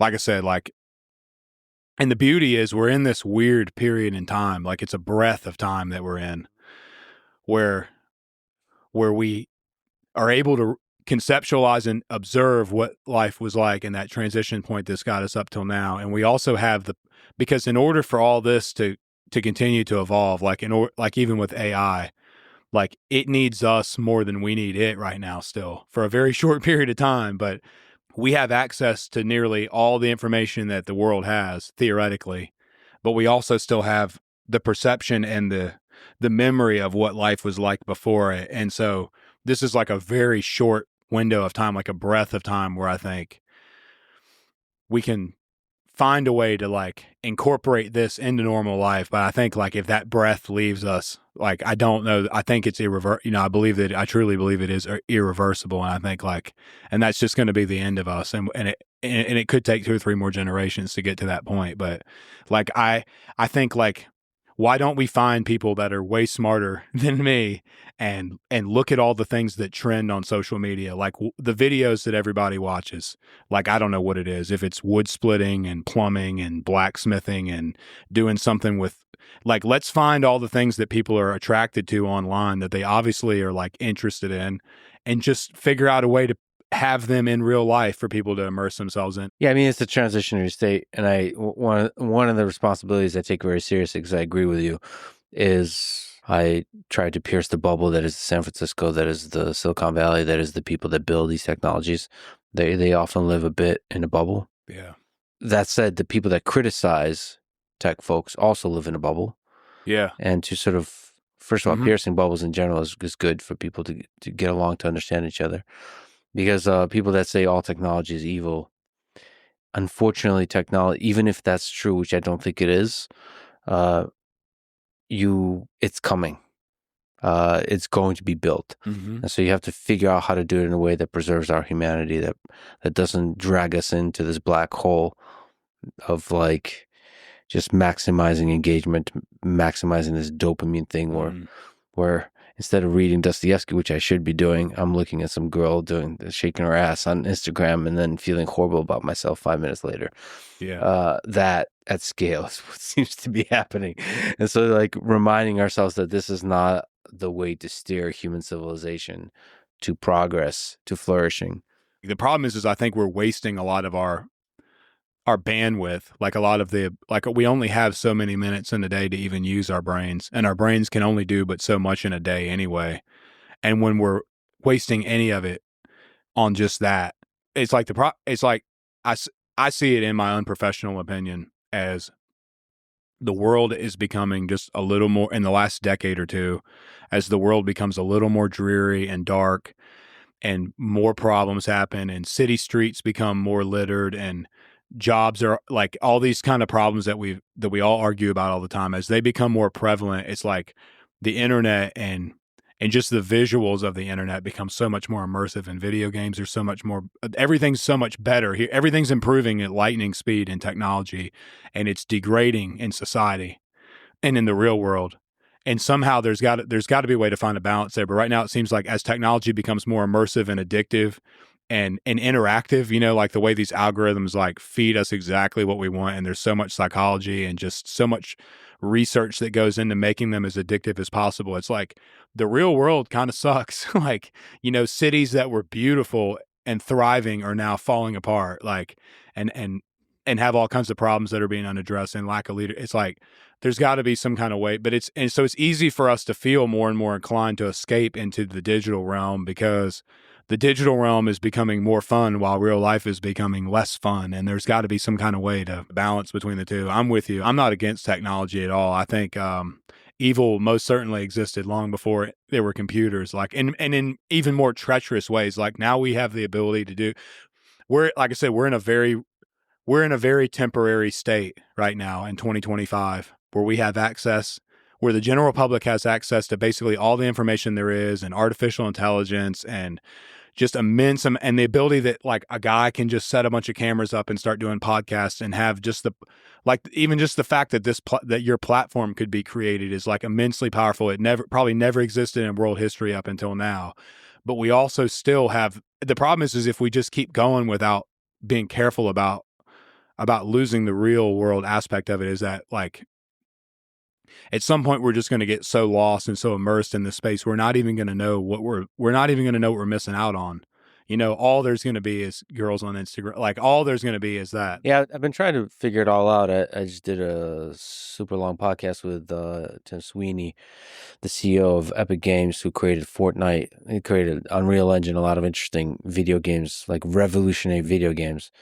So I don't know if you know, but Fortnite is this gigantic video game where people go into an online world and they shoot stuff. It's fun. It's not like Call of Duty, intense, militaristic, like raw, real kind of shooting. It's more fun shooting at each other. But, you know, at first I was skeptical, like, is that a good way to hang out with friends? But then I got to do it with people that I'm actually friends with in physical reality. Yeah. And you get to hear each other's voice, and you just talk and talk shit about each other together. It's basically a phone call, honestly, with some visuals. It's not about the visuals, it's about the phone call, and it just makes it a little more convenient to connect regularly. Yeah. But I think you do need to remember that all of that only works if you're consistently returning to physical reality. You know, in this case, like taking the quote unquote guy trip, not the Brokeback Mountain style, but just friends, you know, just friends. A trip out in nature together, like dudes on a hunting trip, or just fishing, or just hanging out in physical reality together. It's really like we should not forget the importance of that. You talked earlier about loneliness. I think that got brought up at some point, but I do think that's like that's a problem that's caused a lot of our symptoms, is that we are all like very lonely. Even though we all seem to be so well connected digitally, we are all so lonely. You got to think, I mean, Modern Warfare 2 was a big thing. I was supposed to be in class of 2010, so you can think like when I was in whatever grade, 8th grade or whatever, Call of Duty was like the thing. You know, I've certainly, like, trust me, I'm not saying that I'm right in this space of digital immersion with anybody else. Like I've been there and seen it and done, you know, like, but I've wasted who knows how many hundreds of hours on Modern Warfare 2, and like I really built some great friendships from it, you know. There's a place for all that stuff. It's just like we have this innate responsibility to again, it just goes back to talking about our founding fathers and the way this country was created, and the importance and the importance of what it did for the world. You know, and my understanding is that it was the first time ever that people got together and agreed that, like you said, every man was equal. Because they were created in the image of God, they had unalienable rights that no government could take away from them. And that's really important. Like there won't be Fortnite if we don't worry about that. And honestly, like just the collapsing in our structure with the mental health with our youth, and the suicide rates with our blue collar workers, and all these kind of things we've touched and talked about, like those are all just things. We just need more time together in real life to fix those problems. Those are just things, like I said, I make the joke, but like there's never been one there's never been one dispute with my wife that I've been able to figure out how to fix through a text message, or like it takes being in person with people and like having human connection to fix any problem and to heal anything, you know? And so it's difficult. It's like, it's not anybody's fault that we're like that. We're not even able to really get to know each other and understand each other through the internet. Like we almost have to be together in person to even just get each other's point of view and perspectives on things. And, you know. Yeah, fuck the division that the internet creates, honestly. Like the left and the right it's been kind of a nightmare for me just to watch, because I see the very simple reality that we're in it together, and that there's a lot more commonality between people. It seems cliche to say, but it's like now that needs to be said more than ever. Because when you look on X, it feels like everybody's divided, but we're not. Well, and people are always going to think differently too. Like just in our structure and the way we, again, it's like that. It goes back to that Jordan Peterson lecture about, I think in Maps of Meaning, where he talks about people who think more conservatively or more liberally about things. Like it's been applied to politics, but it's based more in psychology than anything. Like some people are going to think more inside the box and some people are going to think more outside the box, but we have to have both in order to have a healthy society. Like, oh, and also the thing that bothers me, your song Richmond, north of Richmond, a lot of people, so a pretty even split, people on the left and the right in terms of friends of mine, and sadly they've drifted towards the extremes a bit. Those on the left definitely have developed a case of Trump derangement syndrome. Those on the right seem to think that every person on the left is a kind of radical leftist. Mm-hmm. Yeah, it's like hilarious to listen to people talk. It's like everybody's lost their mind. It feels like, but also on top of that, people on the right see Trump as this savior, as this figure who could do no wrong, who's going to restore freedom in America and all, continue. You can do a full list of really positive things. And to me, he's yet another rich man north of Richmond. Biden, Trump, it's all the same thing. Some might be able to do more good than others, but ultimately they're in positions of power and power corrupts. And those in those positions often forget about the everyday person, the working class, and they leave them behind. Ultimately, serve the people that are close to them, and sometimes serve themselves to maintain power, to grow their power. I think the good thing you can say about them is and I could say that about both Donald Trump and Joe Biden, is that they really love their family. As I could say that one of the things that I love about both people is that they genuinely love their family. And like, it was always heartwarming to me to see how much Joe Biden loves his family. Yeah. And honestly, like, just do anything for his family. And the same is true for Trump. And that just reminds you that they're human beings. And yeah, all that to say is like, we need to see the humanity in each of us. And to some degree, always distrust the people in power. The power that people have only exists because we allow it, whether willingly or just through our own negligence. But I think that's the important thing is like I said, there's always more of us than there will be of them. There's always more nobodies than there ever will be people at the top. And we just have to figure out what to do with that and how to.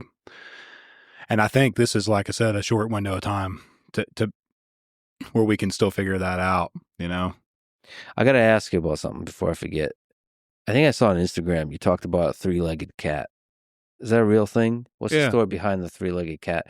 The reason I want to ask you that, first of all, I want to hear this story. And second of all, I want to read to you one of my favorite Bukowski poems afterwards. Nice. About another cat.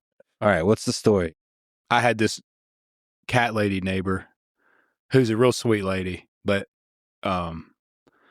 older lady, lives in a single wide trailer, has probably got, I don't know, 30 or 40 cats that she feeds at her house. Nice. It was a rainy Saturday morning. It was pouring down rain. It was like 8 o'clock in the morning on Saturday. It was going to be a great day. And then I hear this lady yelling, "There's this cat stuck in my car." And she's all freaking out and don't know what to do. And like I said, my wife's a veterinary technician or whatever. So she's got a little bit more sense about animals than any of us. But we go over there and the lady's tried to start her car. And there's this kitten that was up under the hood. And she started the car and the cat, basically, it basically almost ripped its whole front leg off already. There was just a little bit still attached, like some tendon or whatever. But the leg was like wrapped up under the water pump, like the pulley of the water pump. Yeah. Knocked the belt off. There was no way to save this leg on this cat. It was like, but the cat was like pinned upside down. And so we ended up we asked the lady if she had like a knife in the house. So she gave us this like terrible looking knife, but it's all that we had. I was like, we were trying to get this done. So yeah, my wife was the one that did it, but we like got the rest of the stuff cut and got the cat out.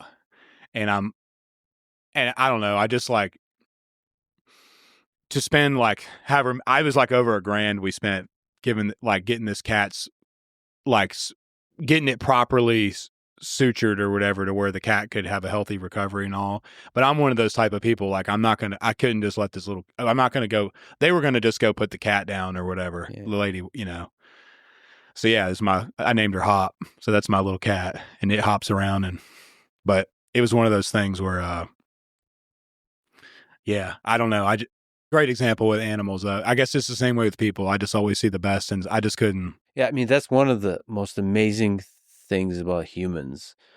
It's irrational to spend that much money on this cat, right? Because there's so many other cats that are suffering and dying and so on. But that's what makes humans really special. We see that the person or the creature suffering in front of us, and we're willing to move mountains to save that person. Like, It's irrational. Maybe it doesn't make sense because the allocation of money and effort might not be correct, whatever. We just don't give a shit. The reason that we're willing to do it for a cat, like I said, it's just like the thing with the dogs about giving the dogs your medication, but not yourself. So we see all the flaws and all the problems and all the disagreements and all the anger we have with each other, just like you said, your friends on the right and the left and stuff. And like we could show that kind of compassion, and we do. I mean, humanity does from time to time show that kind of compassion, but we could show that kind of like just undeserved, just love, to each other too. Like, and love is like, it's funny, you talked about how both of those presidents, you could say they at least love their family, but love is like, I think everyone's capable of love. It's probably the most powerful thing there is, even beyond hate, I think is love, but it is crazy with animals. It's it comes out of us so easily with animals because to us, they're just these innocent little lives. We don't have anything against them, Mm-hmm. Like they don't talk. They don't have political views. They're just little creatures. But the reality is we're all just creatures like that, We do that with human children. Yeah. But we don't do it enough with adults who are also kinds of children. We're still fucking lost in this world. So I gotta read you this. Nice. It's gotta be one of my favorite poems. It's called "The History of One Tough Motherfucker" by Charles Bukowski. And people should go look at videos. Well, there's videos of Bukowski doing interviews with a cat by his side, and that's the cat he's talking about. All right, it goes like this. He came to the door one night, wet, thin, beaten, and terrorized. A white, cross-eyed, tailless cat. I took him in and fed him, and he stayed. Grew to trust me, until a friend drove up the driveway and ran him over. I took what was left to a vet who said, "Not much chance. Give him these pills, his backbone is crushed." But it was crushed before, and somehow mended. If he lives, he'll never walk. Look at these x-rays. He's been shot. Look here, the pellets are still there. Also, he once had a tail. Somebody cut it off. I took the cat back. It was a hot summer, one of the hottest in decades. I put him on the bathroom floor, gave him water and pills. He wouldn't eat. He wouldn't touch the water. I dipped my finger into it and wet his mouth, and I talked to him. I didn't go anywhere. I put in a lot of bathroom time and talked to him, and gently touched him, and he looked back at me with those pale blue crossed eyes. And as the days went by, he made his first move, dragging himself forward by his front legs. The rear ones wouldn't work. He made it to the litter box, crawled over and in. It was like the trumpet of possible victory blowing in that bathroom and into the city. I related to that cat. I had it bad, not that bad, but bad enough. One morning he got up, stood up, fell back down, and just looked at me. "You can make it," I said to him. He kept trying, getting up, falling down. Finally, he walked a few steps. He was like a drunk. The rear legs just didn't want to do it, and he fell again, rested, then got up. You know the rest. Now he's better than ever. Cross-eyed, almost toothless, but the grace is back. And that look in his eyes never left. And now sometimes I'm interviewed. They want to hear about life and literature, and I get drunk and hold up my cross-eyed shot, run over a detailed cat. and I say, look at this. But they don't understand. They say something like, you say you've been influenced by Celine. No. I hold the cat up, influenced by what happens, by things like this, by this, by this. I shake the cat, hold him up in the smoky and drunken light. He's relaxed. He knows. It's then that the interviews end. Although I am proud sometimes when I see the pictures later, and there I am, and there's the cat, and we are photographed together. He too knows it's bullshit, but that somehow it all helps. So when you posted about I love that. the three-legged cat, there you go. And I think of your music and your life story in the same way. It's just been through some shit, just like Bukowski. Neither of you two have been through what that cat's been through. But, you know, that's kind of life. That's what it's all about. I was wondering if you could play a couple songs. Sure. Yeah. Okay, cool. Do you want to take a break or no? No, I'm good. We might have to take a break just for me to get this figured out. But Bathroom break real quick. of course, yeah. Where is the guitar? Like where? No, like positionally. I think this will be fine. Oh, so ghetto. Call Draven and be like, "Who?"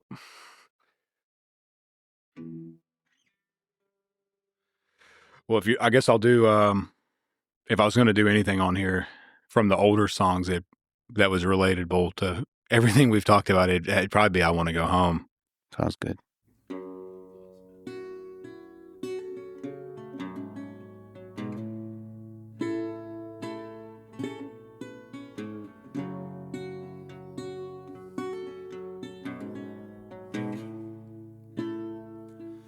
If it weren't for my old dogs and the good Lord, they'd have me strung up in the psych ward.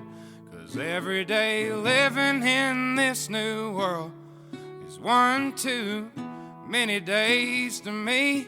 Son, we're on the brink of the next world war, and I don't think nobody's praying no more. And I ain't saying I know it for sure. I'm just down on my knees begging the Lord, take me home.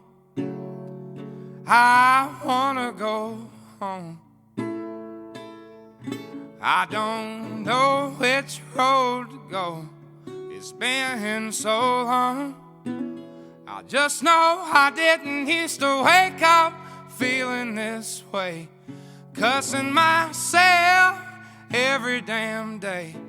People have really gone and lost their way. They all just do what the TV say. I wanna go home.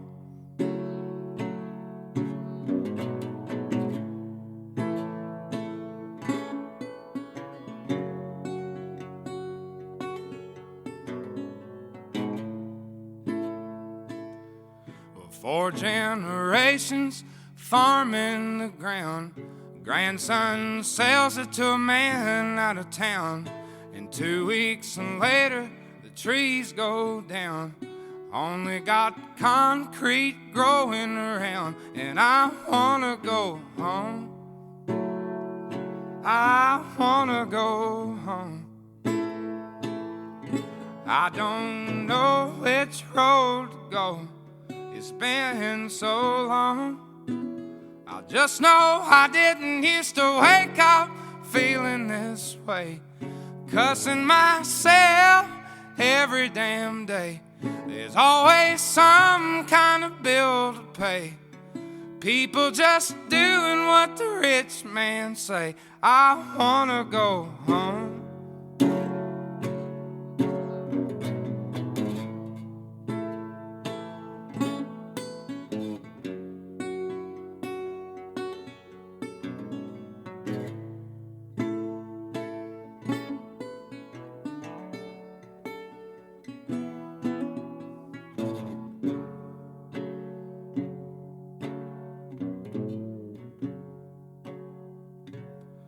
If it weren't for my old dogs and the good Lord, they'd have me strung up in the psych ward.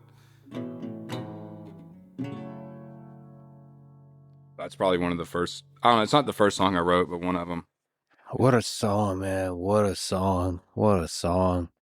What's the story to that guitar?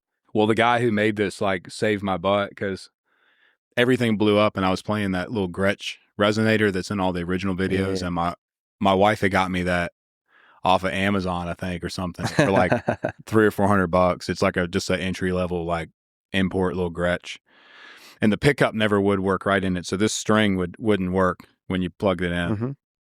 So here we are, everything happens all at once, and we're trying to do these shows, and like, you know, I think the biggest one I did, so basically what I ended up having to do was I bought one of these suction cup rigs that sticks right here, and the mic goes down under here to pick that string up. And I played like, I think the biggest show I did with it was like 10,000 people, but it was enough to where I couldn't be doing a $300 guitar with a rigged up thing on it anymore. It just wasn't going to work. So this guy reached out, and Gretsch wouldn't help me with my Gret. Like, you know, there's no way to really get a hold of them because they're such a big company. I finally did get a hold of Diane Gretsch, and she's like really nice. And so it's nothing personal against Gretsch. It's just at the time I couldn't get a hold of them.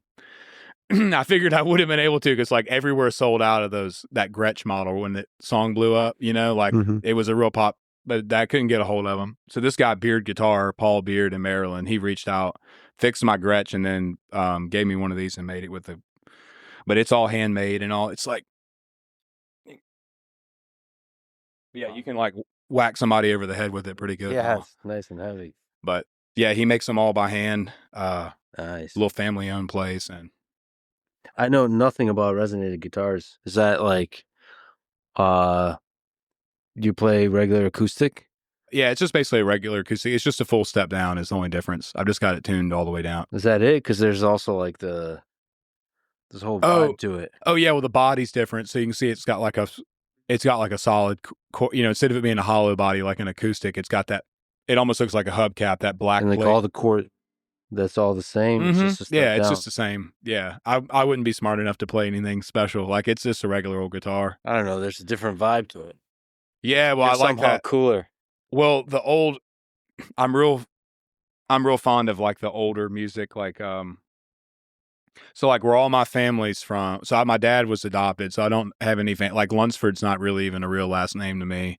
They're all it was just my grandparents that adopted my dad. So all of my family's Ingle is like Ingle. That's like that's on my mom's side of my family. And they're all from this place about 20 miles from where like the Carter family was from. Mm-hmm. So all that old Virginia, like kind of bluegrass folk music and stuff. And so I was just always attracted to that. And so I like the resonator a full step down because to me it kind of gives it that old sound. Like you know, a lot of the instruments back then had like bad dull strings and they were older and they were out of tune a little bit and stuff. And I listen to a lot of that type of music. So I like the strings being a little out of tune and dull and not everything. And just that, yeah, that's why I was so attracted to it. Plus like some of the old blues players, like, you know, playing the dobro and stuff. But that's why I wanted to get the resonator, was just because of that old, I mean, that's even why, like, you know, I had to use my grandpa's name as an alias, but that Oliver Anthony music is really supposed to represent like old music from like 1930s Virginia or something, like, you know, like it's kind of got that type of feel to it, or at least in its core, you know. It feels like from another time, but it also feels timeless. It's also that my music catalog is so limited, like of what I listen to, that a lot of what's in my head, like as you think about when you're writing songs and like coming up with chord progressions and stuff, whether you realize it or not, it's all being influenced off of other songs. So when you only have a lot of older music and like a little bit of metal and stuff in there, it's like there's not really a whole lot. It's like that, you know. It's kind of going to sound that way, I guess, just anyway, because that's what's in your head already. But so you're gonna go out there a little bit this year. What are some things you're looking forward to? You're gonna travel a bit. You're gonna play a bit. The idea is to go to a town like, let's just use Iowa as an example, instead of the big city in Iowa playing at the venue where everybody books, let's find a farm field 45 minutes outside of that big city, figure out the ingress, egress, the security, find a good promoter that can, like a show organizer basically, that has experience to where it's still professional and it's done correctly, but establish like a new venue space that can't be put under contract by a monopoly, that any artist can go play, like without, like if all these musicians are sick of Ticketmaster and Live Nation, then let's just start playing in fields and on main streets and set these venues up and establish them correctly and professionally to where they exist as their own space. And then imagine the economic impact that would provide to a town that otherwise would never have, like, and imagine what you want to talk about trying to give blue collar people like some hope or give them some relatability or do anything for them, like bring a big band to their town that they would otherwise have to drive an hour and a half somewhere to see and couldn't even afford the tickets to start with. Like my tour last year, pretty much every show we did that was mine had a $25 ticket option, and everybody scoffed at that. And I was basically like made fun of for that by people in the professional space, even people I was working with. They just thought it was so stupid. But you know what? There were people at my shows that came up and the kids were wearing hand-me-down clothes and like you could tell they didn't have any money, and they said it meant a lot to them that they could come and that there was a $25 option. And I'll continue to do these shows like this to where any band that wants to come play the show, all their expenses are covered. And I'm sure there's some kind of tax write-off component to them for them, but basically they can come in, do the show, help bring in a crowd. Like I'm taking the risk setting the venue up and establishing it. The venue will be owned or managed by either the town or the farm or whatever, but it'll be in a nonprofit, and then that space will always exist for people to rent. And the idea is it's like, man, imagine if I could do 20 of these a year, even if that's all I can get done. Like that's 20 places that will always have music and will always have a center where people can go, like, and build this sense of community we talked about. Like it's almost like a sanctuary, if you want to call it that, but it's just a space that can't be perverted by corporate America, and just a place where people can go and like do all these things that we want to do. What are you excited for this year? Obviously you're going to travel overseas, and sounds like you got some other cool stuff you're going to do. Yeah, I'm going to see some world leaders, hopefully not end up in prison anywhere. Part of that, honestly, I'm excited, like India, to see the same humans, but in very different parts of the world. I'm not a travel guy, but I love seeing humans, that there's like a lot of us humans all over the place, and they're very different, and they have funny accents and just funny way of being, So I'm excited to take it all in because I fundamentally love people. Yeah, man. Like I would definitely say if you're ever over towards Virginia or West Virginia, either one there, like, yeah, it'd be cool to spend a couple days out in the woods or a day out in the woods and do. I'm really new to the whole psilocybin thing, but I have tried a few smaller doses of it actually to help with being up on stage and all. And it's an interesting thing, but it's great. Yeah, definitely the dogs and the woods part. I got you on that. I would love to join in. I mean, I've taken mushrooms a few times. And listen, I usually just love everything anyway, but with mushrooms, you just love it a little bit more, like, especially out in nature. When I look out in nature, I'm just in awe of how incredibly beautiful it is. And just I could stare at a tree for hours.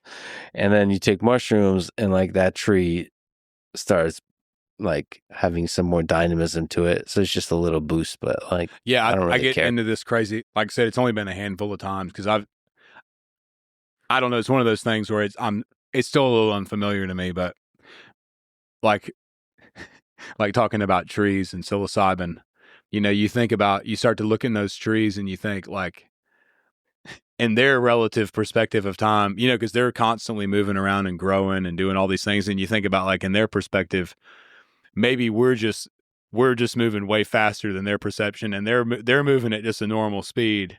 It's just that you get into all these crazy trains of thought when you sit out in the woods on that stuff, but 100%, man. I mean, like maybe that's the history of life. I mean, humans will have some chance of destroying 99% of the population with nuclear weapons, and the trees will remain, and they will reconstruct the environment of Earth, and help the few humans that remain to survive.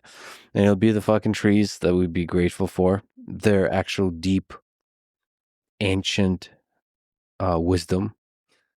So maybe they're the intelligent ones. Maybe we're the idiots. When you're out in nature like that and just reading, just looking at and studying the way all those systems work with soil and trees and animals and how it all just integrates in together so perfectly, it does give you some sense of peace that maybe there is some system at place that's out of our hands that can just help us with our faults and our repercussions. And again, like for me, just I think just being out there, especially now looking at it through the lens of God, of God, it helps. I've found no greater peace than just being out in the woods and praying, or just trying to focus my mind on that. But yeah, I would love for you to come out there sometime, and I'm 100% will and visit.